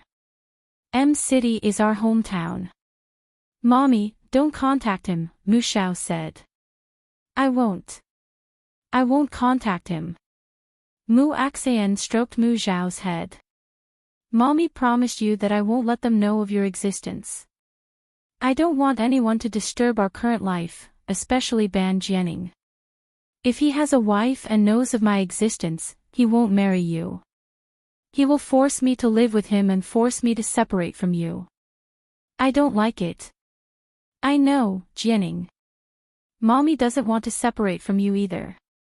Mu Xiao looked at Mu Axayan. Mommy, let's be selfish people. Mu Axayan lowered her head and kissed Mu Xiao on the cheek. Okay, let's be selfish people. Ban Jianing came to the South Company. In the editing room, he personally watched the editing crew edit the film of 3 Shots for a Horse. Since the first episode of 3 Shots for a Horse, many extras had been hired. In anti-Japanese dramas, there were many war scenes. Of course, some extras had to be used as soldiers. Ban Jianing leaned against the chair lazily. His deep and quiet eyes stared straight at the computer screen. The operator in front of the computer was already used to his boss's work. When the boss liked the show, he would personally watch the editing. So far, Ban Jianing was very satisfied with the filming of 3 Shots for a Horse. Every actor acted well and their acting skills were very good. Not to mention the male and female leads, even the supporting actors' acting skills were very good. The editing work was very smooth. Because the quality was good, there was no need to edit. Halfway through, Ban Jianing received a call. Even when he was on the phone, his eyes did not leave the screen. He leaned back in the chair and listened to the secretary's report. A familiar figure flashed across the computer screen. His pupils shrank and he jumped up from the chair. His actions made the editor stunned for a moment. The editor raised his head and looked at his boss in surprise. He thought that his boss was so agitated because of the person on the other side of the phone. He took the phone away from his ear, pointed at the computer and said anxiously, "Pull it back." The editor was stunned. Pull back. Just now, it was a battle scene and it was very intense. However, the people who appeared on camera were all extras. Sometimes, when the extras' expressions were not on point, they were afraid that they would be exposed. Such scenes were quickly broadcasted on TV. Because the ones who would appear later would be the main characters, the audience only needed to know how intense the battle was through the environment of the extras. In the end, their hearts were still on the main character. The editor did not dare to disobey his boss. He replayed the film. Stop! Ban Jianing suddenly shouted. The editor seemed to be frightened and quickly pressed the pause button. Pausing, the computer screen showed a group of filthy extras rushing forward with guns. There were both men and women in this group. The women were dressed as men. It was only after the camera paused that they could tell which extras were female. If it wasn't paused, the audience would not be able to tell. When he saw that filthy woman, Ban Jianning's eyes flashed with shock. Was it really Muaxian? Chapter 1353. She was in the entertainment industry. Ban Jianning narrowed his eyes. Didn't they say that she was a white-collar worker in a company? Ban Jianning sat down. Continue. The editor suddenly felt that the atmosphere was strange. Seeing that his boss didn't look good, he didn't dare to delay and quickly continued editing. Ban Jianning stared at the computer screen until noon before he left. Although there wasn't much editing in the morning, he had already seen Muxin's face clearly from another angle. It was really her. She was really playing a minor role in his 3 shots for a horse crew. After leaving the Southern Company, Ban Jianning rushed directly to the set of 3 shots for a horse. He stayed at the set for the whole afternoon but didn't see the person he wanted to see. The whole afternoon was filming the scenes of the female lead, the second female lead, and the male lead. There were minor actors, but Muxin wasn't there. After Lin Ruoruo finished filming, Ban Jianning sat down beside her. Lin Ruoruo was very happy that Ban Jianning appeared. Although she knew that most of the time he appeared on set, it wasn't because he wanted to visit her. He was the boss, so it was normal for him to be on set. But no matter what, Lin Ruoruo was very happy that he was here. I just noticed that there are a lot of changes in the extras here, Ban Jianning said calmly. Lin Ruoruo smiled and said, yes, because this movie needs more extras than other movies, and the extras aren't fixed.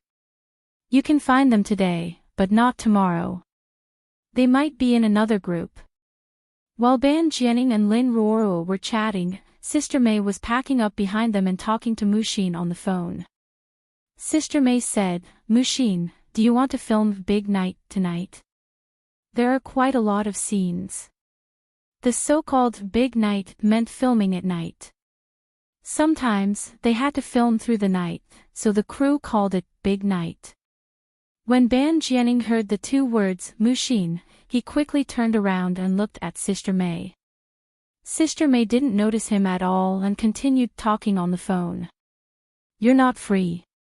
If you're not free, I won't tell the crew. This movie is almost finished, and there aren't many minor scenes for you to film. Muxin, I know a friend. His new movie is about to start filming, and he needs some maids. I'll send you his WeChat, contact him and see if you can get a role as a maid. Sister May hung up the phone and left with her things. Ban Jianning narrowed his eyes. His long and narrow eyes carried a trace of sharpness as he looked at Sister May's burly back. Lin Ruoruo saw that he had been staring at Sister May, so she smiled. Jianning, do you know Sister May? What kind of work is she in charge of? Ban Jianning asked. Lin Ruoruo didn't know why Ban Jianning was asking about a middle-aged woman. But she wasn't jealous. She didn't believe that Ban Jianning would be interested in such a woman. In terms of appearance, Lin Ruoruo was very confident. Memorization, she replied. After resting for 2 days, Muaxian's fever had completely subsided. She used the WeChat number that Sister May had given her to contact a cameraman. This crew was filming a drama from the Republic of China. Apparently, the other party was introduced by Big Sister May. They agreed to let her join the crew. After Muaxian joined the crew arranged for her to play the role of a maid. Although it was easy to be a maid, it was actually more tiring than acting in a war scene in the 3 shots on a horse crew. The maid stood from the beginning to the end without any lines. Regardless of whether the camera's light was aimed at her or not, she had to maintain her expression. In the afternoon, Muaxian could finally rest. After standing for half a day, her legs were sore. Plus, she had just recovered from her illness. Her body really couldn't take it anymore. She and a few extras who acted as maids took the bento boxes given by the crew. They found a place to sit on the ground and started eating. For extras like them, it was impossible for them to have their own space to eat like big stars. The few of them sat together in a row and ate as they talked about their experiences in filming. Mu Axian was very tired and hungry. She lowered her head and ate, quietly listening to their conversation. Two of them were probably new to the industry. After acting as maids, they seemed to see their own futures. Girl B said, "It's okay to suffer a little now. I believe that in half a year, I will be the female lead." Girl A said, "I'm so pretty. If I appear in front of the camera more often, the audience will definitely remember me. Do you know? I had a line just now." Girl B asked, "What line?" Girl A said, "Young master, please have some tea." When everyone heard this, they were amused and laughed out loud. Mu Axian also couldn't help but laugh. She looked up and glanced at Girl B and Girl A. They were really young, 17 years old. Their faces were filled with youth and anticipation. Girl A glanced at the laughing people and waved her hand. "Gentle, gentle. We have to be gentle. If we become famous in the future, we can't smile like this. We have to smile without showing our teeth." Girl B said, "That's right. Image is very important. We can't smile too badly. Otherwise, when we become famous, there will be pictures of us that we want to destroy on the internet." Girl A said, "I'm so tired after standing for a whole day. I'm still eating a bento box without meat. Sigh, when will I become famous?" Girl B said, "You're so pretty. Show your face in front of the camera more often. You'll become famous very soon." Girl A said mysteriously, "I heard that you have to accept the unspoken rules to become famous. Otherwise, you'll be suppressed and won't be able to become famous forever. Is that true?" Girl B said, "This industry is very messy. Actually, the unspoken rules are only for you to accept. If you're not willing, the other party will have to go to someone else.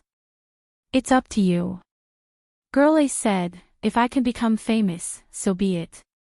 10 million yuan a night, haha." They chatted happily and innocently until they were full. After eating, they found a place to rest. They still had to continue standing in the afternoon. It was tiring. Mu Axian ate slowly and listened to the two girls' conversation. Hence, after they left, she was still sitting on the ground eating. She lowered her head and ate. In front of her, there was a man wearing a fitting black suit walking over slowly. She didn't even notice. It was only when she saw a pair of shiny leather shoes in front of her that she was stunned. She stared at the pair of leather shoes in a daze. Then, her neck slowly raised slowly as her gaze followed the trousers. When she saw the man standing in front of her clearly, her expression changed and she almost screamed. "Ban! Ban Jianing!" Mu Axian's hand that was holding the bento box trembled. The bento box fell and the unfinished rice and dishes spilled on the ground. Ban Jianing stood there with his back facing the light. He looked like a god that had descended from the sky. Mu Axian quickly recalled in her mind. After not seeing him for 5 years, he had actually become stronger, more handsome, and more manly. Just by standing there, she could feel the masculine hormones that were emanating from his body. You. Mu Axian stuttered for a long time but didn't know what to say. Chapter 1354. You.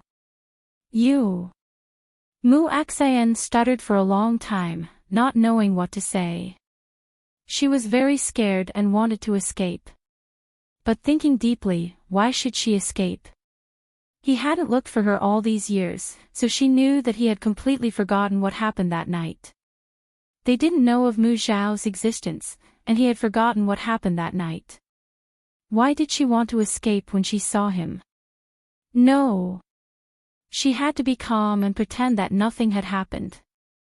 Ban Jianing, why are you here? Could it be that you invested in Zhou Gu meets Dongya?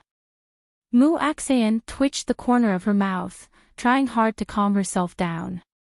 Ban Jianing didn't answer her. His deep gaze stared straight at her face. After not seeing her for a few years, her face no longer had the baby fat and childishness of the past. She had matured, as if she had gone through hardships. The aura of the past could no longer be found on her face. In the past, Migu treated her as a treasure and protected her very well. She never had to worry about food and clothing. She had an attractive aura, but now, she was wearing the maid costume of the production team and sitting here eating a box lunch. She was actually only playing a minor role in the entertainment industry. Was this kind of work done by the proud and arrogant Muaxian? With her personality, she should at least be the female lead, right? A stormy sea flashed past Ban Jianing's eyes. He couldn't see the thorns on her body anymore. The thorns on her body seemed to have been ground away by life. Seeing that he kept staring at her, Mu Axan smiled carelessly. She stood up and patted her clothes with both hands. My sister said that you were a white-collar worker in a company. You were lying to her, right? Ban Jianing said. Mu Axan's heart moved slightly. Not only was he strong and handsome, but his voice had also become deep and magnetic. Another perfect man appeared in front of her out of thin air. Mu Axan smiled calmly. I didn't do well, so I was fired. When she first arrived in a city, she was indeed working as a white-collar worker in a company. But when she entered the company, she was already pregnant. Before the half-year probation period was up, because her belly was big, it was seen through, and the company fired her. Her meager salary was not enough for her to live on, so she went to do some temporary jobs with her big belly. Then, her neighbor introduced her to some handicrafts. It was only when Mu Xiao started kindergarten that she had time to play extras. If you're fired, you can still find another job. How can you enter this circle? Ban Jianing didn't seem to like her entering this circle. This circle was very complicated. There were all kinds of people. She would be at a disadvantage if no one protected her. Mu Axan smiled relaxedly. I heard that it's easy to make a lot of money as a celebrity, and you can also be glamorous, so I wanted to give it a try. Ban Jianing looked around and said in a deep voice, "Follow me." Mu Xin was puzzled. Where are we going? I still have to film in the afternoon. Let's talk about it in the afternoon. Ban Jianing saw that she didn't want to leave, so he subconsciously reached out and pulled her hand. Mu Axan's hand was cold. Being grasped by his large palm, a wave of warmth instantly spread into her heart. Mu Axan was shocked. She lowered her voice and called out, Ban Jianing, what are you doing? How could he hold her hand like that? If they were photographed by the media and their photos were posted online, they would be in big trouble. If his wife saw it, she would misunderstand her. Ban Jianing frowned and lowered his head to look at the hand he was holding. He looked up and looked at Mu Axan with a burning gaze. Why is your hand so cold? He had touched Song Wuyo's hand before. Song Wuyo had given birth, but her palm had never been so cold. Mu Axan's hand was frighteningly cold.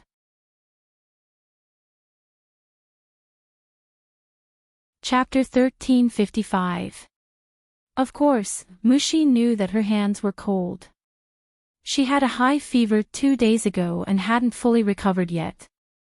Today, she had been standing for half a day while filming the maid scene. She felt uncomfortable halfway through. She pulled her hands back and said, I have a slight cold these 2 days. You're still filming without resting. Ban Jianing looked at her. Muxin, are you short of money? Muxin nodded and replied calmly, yes, I'm short of money. She wanted to give Mu Xiao a good life. In today's society, the cost of living was so high.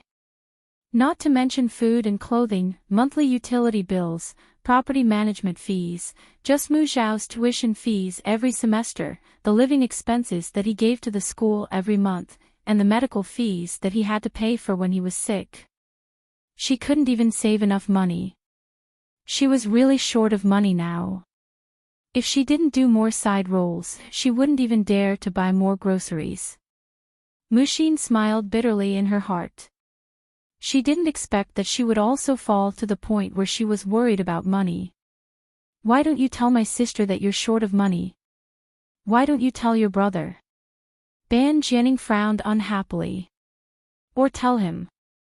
Muxin suddenly revealed a heartless smile. Forget about my brother. His monthly expenses are so high. He sold all those luxury cars in the past. He has a wife and children now. When I left the ranch, I even swore that I would rely on myself to support myself. As for Sister Wuyo, I already said that I want to rely on my own efforts to earn money. I don't want to cause trouble for everyone. No matter how bad her ability was, she had to rely on herself to earn money. If she reached out to others for money, would she be able to live for a lifetime? I've helped you apply for leave from the crew.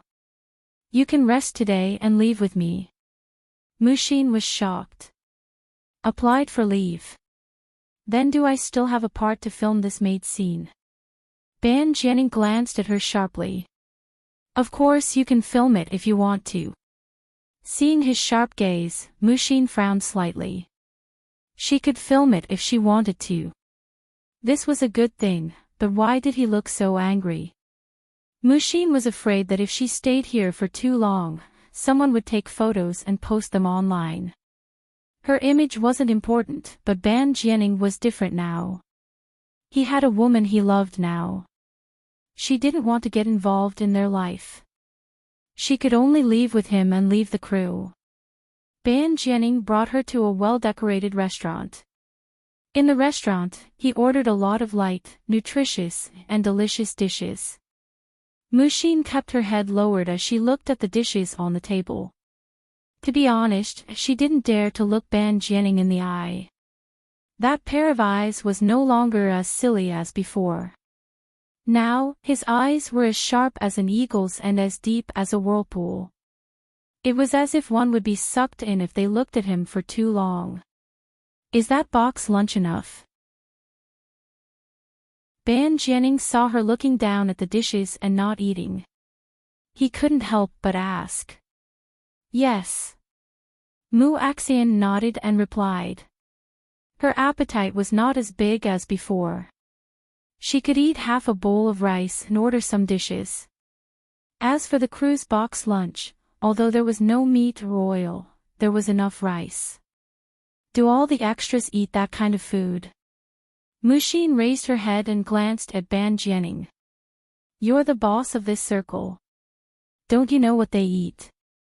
Ban Jianing raised his eyebrows. I can't possibly take care of their meals, right? I only care about the quality of the play. Mu Axian looked at Ban Jianing. How did you know I was in this production team? I met you by chance.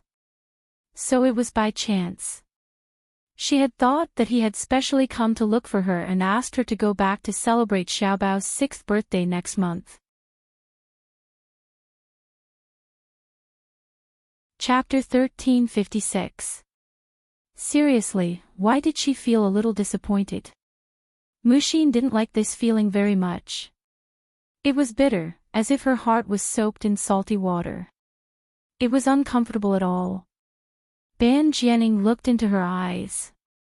Have you been well all these years? Song Wuyo refused to tell him about her situation in detail, and he didn't dare to ask too much. He only knew that she had quarreled with Magoo because she didn't like Chingwanduo. Then she ran to City A alone. No matter how Song Wuyo persuaded her, she refused to return to City M. Mushin smiled gently. Good. Very good. Although she wasn't as rich as when she was a girl, she was spiritually fulfilled. She wasn't a little girl anymore. She had experienced a failed relationship. She was already a mother. She had Mu Xiao. Therefore, she had been living well all these years. With Mu Xiao, she realized that the life she had in the past wasn't as good as having Mu Xiao by her side. She had been happy in the past. With Mu Xiao, she was happy and fulfilled. Tired yet blissful, bitter yet delightful. This kind of life was the real life. She really felt that it was good, which was why she emphasized it like this. But from Ban Jianning's point of view, she was deliberately emphasizing it to hide something. If she was living well, why did she need to sit on the road and eat? If she was living well, she didn't rest well when she caught a cold and had to film a maid scene. If she was living well. Ban Jianning's gaze fell on her hands. The back of her hands wasn't as fair as before. They were also a little rough. One look and one could tell that she usually cooked and washed the dishes. People said that whether a woman was living well or not, one could tell by her hands. Her hands were fair and tender. Usually, her fingers didn't do any household chores. His hands were rough, and they were left behind from work. Although the skin on Mushin's hands wasn't very rough, to Ban Jianning, it was rough compared to her hands in the past. Her hands in the past were more delicate and fair than Lin Ruoro's hands. Thinking about how she was deliberately hiding it in front of him, saying that she was living well even though she wasn't living well, Ban Jianning's heart didn't feel good. He said in a low voice, "Let's eat. We'll talk while we eat." Mushin didn't dare to be polite with him. The more polite she was, the more restrained she felt. She smiled gently. Okay. Then, he picked up his chopsticks and started eating. Are you going back next month? Ban Jianning looked at her and asked. I don't know yet. If I have time, I'll go back. Ban Jianning smirked. You're just an extra. If you don't take on any roles, you'll have time. You also know that I'm a walk-on actor. I rely on walk-on roles to make a living. If I don't take on roles, I won't have money to eat. After saying that, Mu Axian regretted. Why did she have to make herself sound so pitiful in front of him? Did she want him to sympathize with her or laugh at her? When did you get into this business? 2 years ago. With your looks, how can you still be like this after 2 years here? Is it because you can't handle it? The so-called unbearable meant that he was unwilling to accept the unspoken rules. Mu Axian raised her eyes and looked at him deeply. You already know, yet you still ask. After saying that, Mu Axian lowered her head and no longer looked at him. However, she did not notice that Ban Jianning was looking at her with a smile in his eyes. Yes, she didn't accept the unspoken rules. Ban Jianning was very happy. At least this could prove that she wasn't the kind of person who would sell herself for fame and fortune. In this aspect, she was still the proud and arrogant Mushin who had not been defeated by the difficulties of life. You know that I opened Star Entertainment. You can rely on me. I'll promote you for my sister's sake, Ban Jianning said.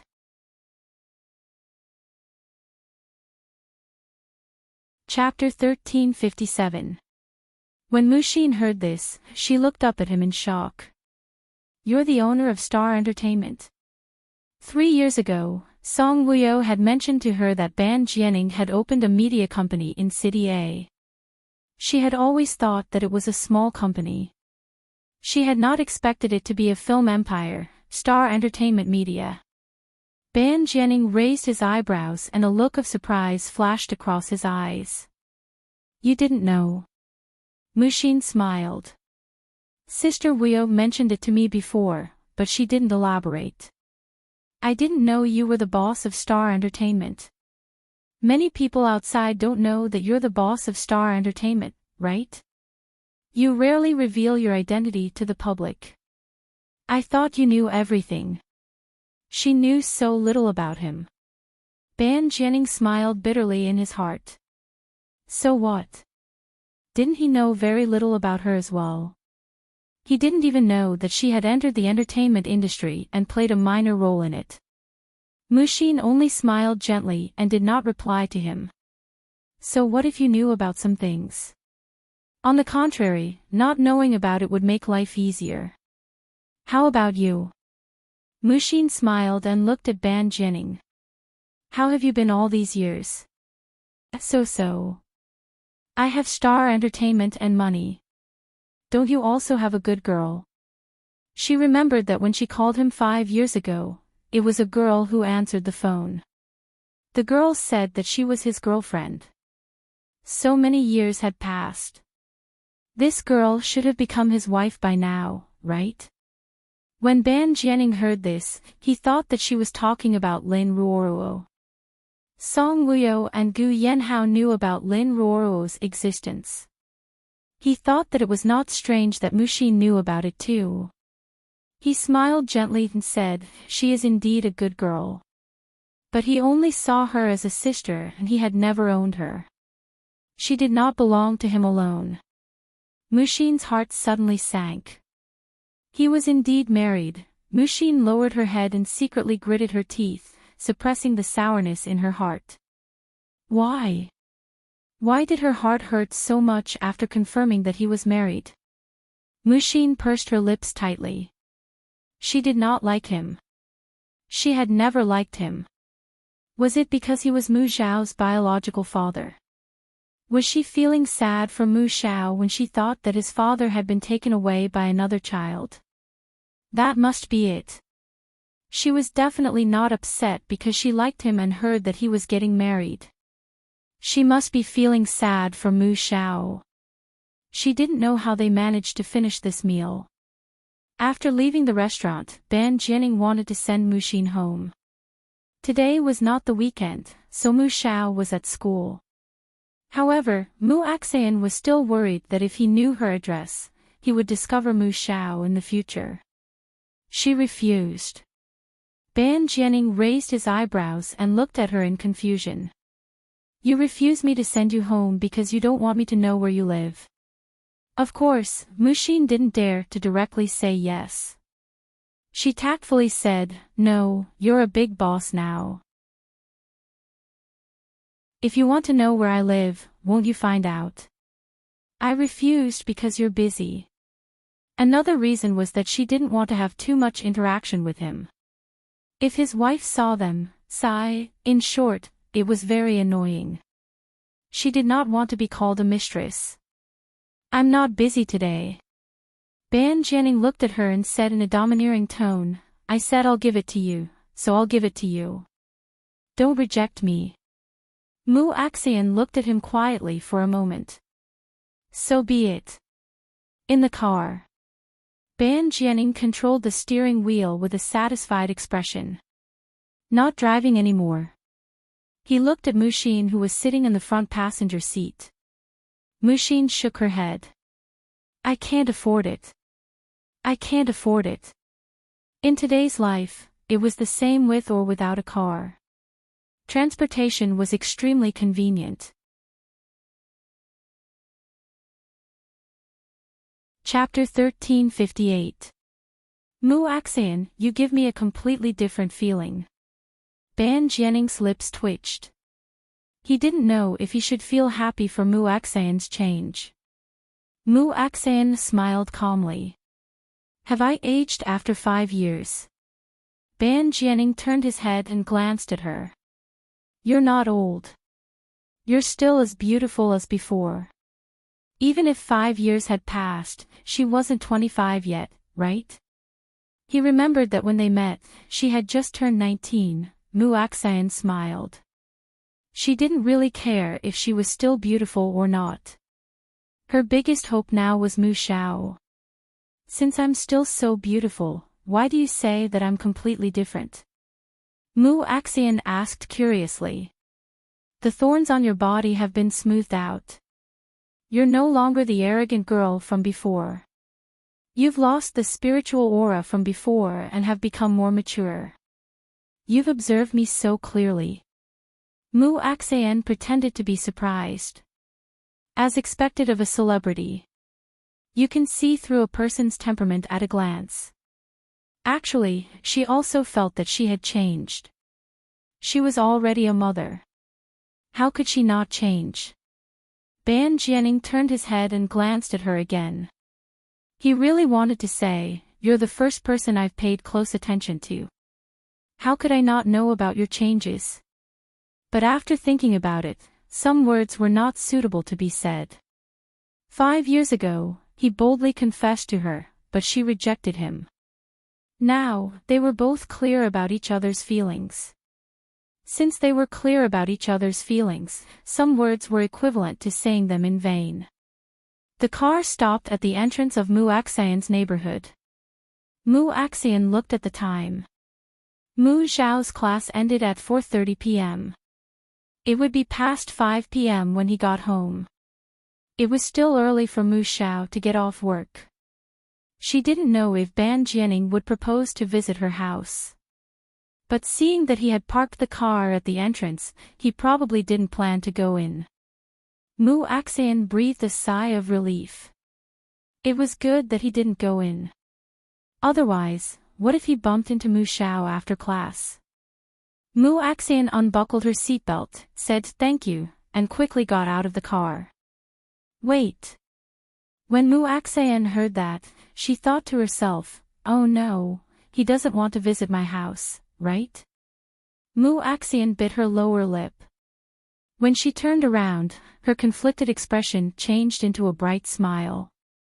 She looked at Ban Jianing, waiting for him to continue. The moment Ban Jianing saw her bright smile, he was a little stunned. However, this daze only lasted for a second. Then, he took out a business card and handed it to her. My phone number is on it. Call me if you need anything.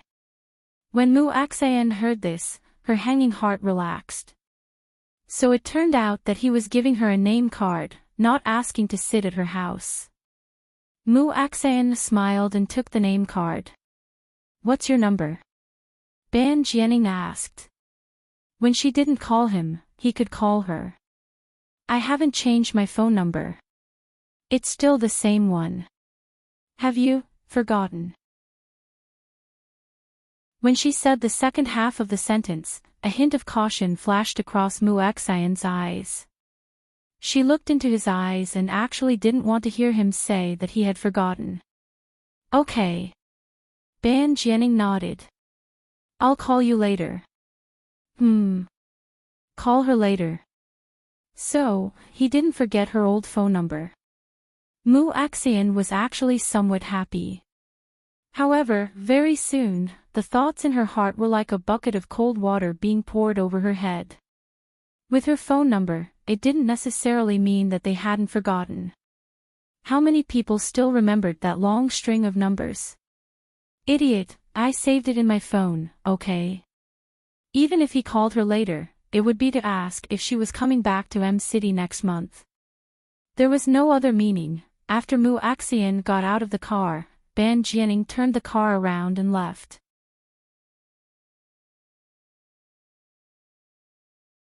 Chapter 1359.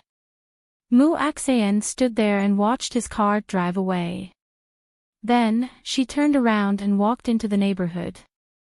Mu Axian smiled helplessly as she walked. After 5 years of separation, they finally met. She was used to such a life. She hoped that Ban Jianing's appearance would not disturb their peaceful life. Mu Axian returned home and lay on the sofa for an hour. Then, she washed her face and went to fetch Mu Xiao. She took the bus to the school gate. Mu Xiao carried his small bag and walked out of the school gate. He was walking towards the bus stop and was very happy to see Mu Axian. Ever since he knocked down his classmate, he was happy to see Mu Axayan in school. He did not rush or run anymore. He walked over slowly. Mu Axayan squatted down and waited for him to run into her arms. Mu Axayan hugged Mu Zhao's small body. Her annoyance from seeing Ban Jianing disappeared. "Darling, Mommy misses you so much." Mu Axayan's words were mushy. "Mommy, didn't you say that you were going to film today? A servant girl's play is much better than the corpses in the past." Mu Axayan held Mu Zhao's hand. "Let's talk at home." Mu Axayan made 3 dishes for Mu Zhao. Their life was simple.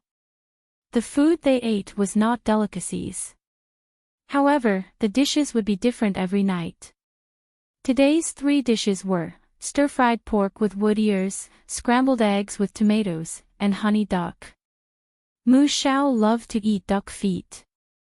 Now, he was gnawing on a duck foot, eating very slowly.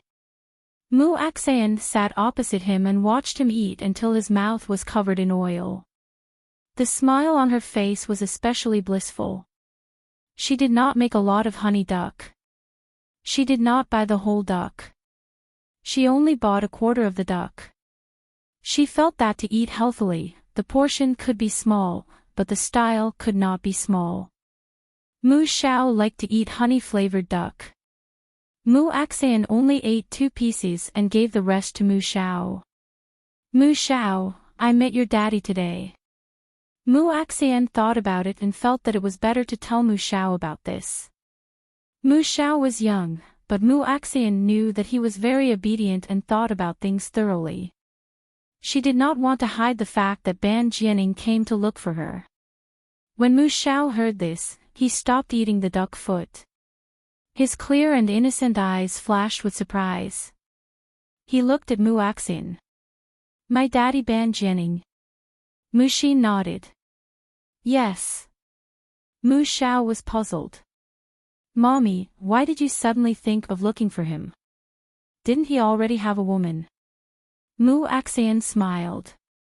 "I didn't go looking for him. He came looking for me. Could it be that he knows of my existence?" Mu Zhao was nervous. "No, we met on set. He's now the big boss of the film industry. The movie I'm filming should be funded by him." "Oh." Mu Zhao heaved a sigh of relief and muttered, "You scared me. I thought he wanted to separate us." "Mommy won't let him have this chance," Mu Xin said. "What did you talk about after you met?" Mu Zhao was always curious about his daddy. "Nothing much, just some random stuff." "Is he married?" "Yes." He admitted that the woman beside him was very nice. When Mu Zhao heard this, a look of disappointment flashed across his little face. Married, it didn't matter. If he got married, so be it. It had nothing to do with him. Mu Axayan looked at Mu Zhao and asked, "Mu Zhao, do you want to meet him?" When Mu Zhao heard this, he raised his eyebrows and looked at Mu Axayan. "Mommy, what do you mean?" Chapter 1360. Ban Jianing returned to Xingyu Media. When he walked past the secretary's office, the secretary said to him, "Mr. Ban, Zhang San from the southern region has sent the pre-edited version of 3 Spears on a Horse to your mailbox." Ban Jianing replied with a faint The secretary sat down and looked at her boss who was walking into the CEO's office. Just the sound of his was so pleasant to the ears. It was as if there was magic in his voice. What a handsome boss. The secretary thought to herself, if only my boyfriend is as handsome as him. Why were all the handsome men other people's boyfriends? Ban Jianing entered the CEO's office and sat in front of the computer. He immediately opened his mailbox and checked the pre-edited version of 3 Spears on a Horse. Zhang San was indeed an expert in editing. He was fast and accurate in this aspect. The edited version of the film was up to standard. Ban Jianing used to look at the quality of the film. Now, he was looking at which scenes of Three Spears on a Horse that Mushin had filmed. There were many scenes of Three Spears on a Horse, but not many of them involved Mushin. Just when Ban Jianing thought that there would not be any scenes of Mushin, the scene suddenly changed. He opened his eyes slightly and stared at the screen. Mushin still looked so good in her village girl outfit. Her plain clothes were not ugly on her. Instead, they looked conservative and beautiful on her. This kind of beauty made people want to tear her clothes and ravage her. She squatted by the river and washed her clothes. Then, the Japanese army appeared and raped her. That day, when Ben Jun tore her collar open and revealed her tender and beautiful body, Ban Jianing narrowed his eyes. He suddenly emitted a gloomy and cold aura. Even the temperature in the CEO's office was oppressive. There was a cold glint in his eyes. It was as if he wanted to kill someone, until the Japanese army knocked Mushin out, carried her into the forest, and rode on her. Although the scene was fake, the man rode on her body. It was real. Suddenly, he remembered what Lin Ruoruo told him. The assistant director took advantage of the scene and bullied an actress, which affected her progress. It turned out that the actress Lin Ruoruo was talking about was Mushin. This Zhang Qinghua dared to do such a thing to Mushin. Ban Jianing was furious, very furious. He immediately called the editor, Zhang San. The 30-minute scene in the 28th episode of Three Spear Horses has been deleted. Boss, please wait a moment. Let me take a look. When Zhang San received the call, he immediately opened the 28th episode and fast-forwarded it to the 30-minute mark. Wasn't this a scene where a Japanese soldier raped a village girl and was killed by the female lead?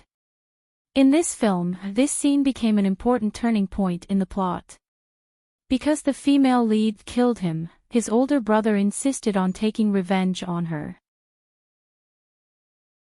Because he had raped the village girl's husband wanted to join the 8th Route Army to avenge his wife. Zhang San was stunned by the sudden deletion.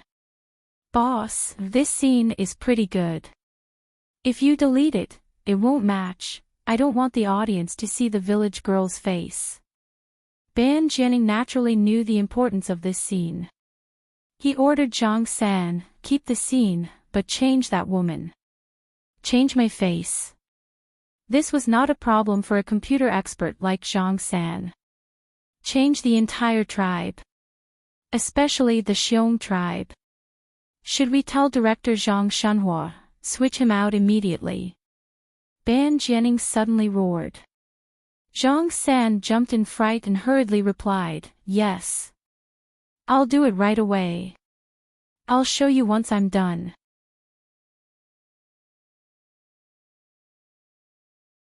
Chapter 1361. Bam! Ban Jianing ended the call with Zhang San and slammed his phone on the table. The man's gaze was sinister and cold. Although Mu Axian had rejected him and once ostracized him, he knew her personality. But he knew her personality. She was arrogant, snobbish, and sometimes self-centered. To be precise, it was princess syndrome. The Mu family used to be a noble family, and Migu took care of her like the apple of his eye. In her life, she only loved Xing Junhua and gave her heart to him. She didn't like any other men, including Ban Jianing. Now, she was being taken advantage of by an assistant director in front of the production crew. Ban Jianing wasn't there, but he could understand how Mu Axian felt when she was taken advantage of by the assistant director. For the sake of money, she had to endure it and finish the scene. Thinking of the past, when he pretended to be crazy and held her hand, she was devastated. Moreover, the assistant director was taking advantage of her openly. Ban Jianing was furious. There seemed to be a fire burning in his chest. His tightly pursed lips formed a line. His gaze was cold and sinister. The air was so oppressive that it made it hard for people to breathe. The secretary was holding a pile of documents. As soon as he opened the door and entered, he sensed that the atmosphere inside was not right. Seeing a figure flash past in front of him, Ban Jianing looked up. And the secretary's gaze was looking at him just now. When he met the boss's cold and sinister gaze, the secretary's breathing stagnated and his heart trembled. As if he had walked into an ice cave, his back was cold. President Ban. The secretary's voice trembled. Bring it over. Ban Jianing's voice was extremely cold. The secretary's heart trembled. This was the first time he saw the boss so cold. She took the documents over in fear and carefully placed them on Ban Jianing's table. Her movements were very light. She was afraid that she would die if she made any sound. These are the scripts sent by the scriptwriter team. I carefully picked out 3 books. President Ban, please take a look, the secretary said softly. Okay. Ban Jianing waved his hand. His expression was cold. The secretary didn't dare to look at him and hurried out. Wait. The secretary had just walked to the door when Ban Jianing suddenly stopped her. The secretary's heart tightened. She turned around and smiled sweetly. Mr. Ban, what can I do for you? Ban Jianing glanced at her and said, Get me the female screenwriter of 3 Shots on a Horse. I want to see her. When the secretary heard this, he was very confused. Why would the boss look for a field manager? Okay. The secretary smiled. The boss had his own way of doing things. Bring me the script for Golden Phoenix. Okay, please wait a moment, Mr. Ban. After the secretary left, she quickly brought in the script for Golden Phoenix Charm and handed it to Ban Jianing. Ban Jianing took the script and said to his secretary while flipping through it, I want to see the script keeper of 3 Shots on a Horse in 2 hours. In less than 2 hours, Sister May came to Ban Jianing's office. When Maida saw Ban Jianing, he was extremely nervous. This was not the first time she had met Ban Jianing. Although Ban Jianing kept a low profile, she knew that he was not the first person she had met. Other than industry insiders, very few people knew that he was the CEO of Xingyu Media. Although this was not the first time she had met Ban Jianing, she had always seen him from afar when he came to the set. Now, she was in his company, his office. Sister May tried hard to recall. Could it be that she had made a big mistake? Her set often worked with Xingyu Media. It was also because of the investment of this big boss that the set could proceed so smoothly. She had made a big mistake. It was normal that the boss did not want her to do it. However, no matter how hard Sister May thought, she could not think of what she had done wrong. When Sister May came in, Ban Jianing asked her to sit down. She sat opposite him. He looked up and sized her up for a moment. Then he said lightly, Are you and Mushin very close? Sister May was sized up by him for a few seconds, but she felt that half a century had passed. She kept wondering if she had made a big mistake. Now that Ban Jianing had suddenly asked her this, she could not think straight. After an "ah," she muttered, Mushin. Sister May thought to herself. Could it be that Mushin had made a big mistake on the set and someone had complained to the boss? Then the boss had found out that she had introduced Mushin to the set, so she had been implicated. Answer me. Ban Jianing looked cold. It was obvious that he was telling Sister May, I don't like to ask my questions a second time. Yes, we are very close. It was a relationship. They lived in the same neighborhood, so it could be considered a little. She liked Mu Xiao, so she had a deep relationship with Mushin. Sister May was in her 40s this year. 20 years ago, she had a cute son and a husband who loved her. However, a car accident had taken their lives. She was deeply affected. Until now, she was still single. When the set was free, she would go back to the neighborhood and visit Muxin's house to see Mu Xiao. Mu Xiao was really too obedient and smart. At the same time, Sister May felt that he was pitiful. He was such a handsome and classy child. How could his damn father bear to abandon him? A child without a father's love was pitiful. She felt that Mu Xiao was pitiful, so she doted on him. She was in this industry and knew that famous actors could earn a lot of money. She thought that Muxin could earn a lot of money and have a status in society. Then, she could let Mu Xiao live a rich life. But that wretched girl, Muxin, was not popular. She refused to drink with the director and was indifferent to the producer. With such a personality, she could only be suppressed and live a life as an extra. Although Muxin was stubborn, she had never made a big mistake. This time, she was even complained to the big boss. Sister May's heart was in her throat. She looked at Ban Jianing nervously. She didn't know how he was going to deal with her and Muxin. Is it tiring to memorize on the set? Ban Jianing asked. Sister May nodded blankly. How could it not be tiring to be a mover? But this job paid well. She was single now and wouldn't have a child to support her when she was old. She could only work hard and save the money she earned. When she lost the ability to work, she could slowly spend the money.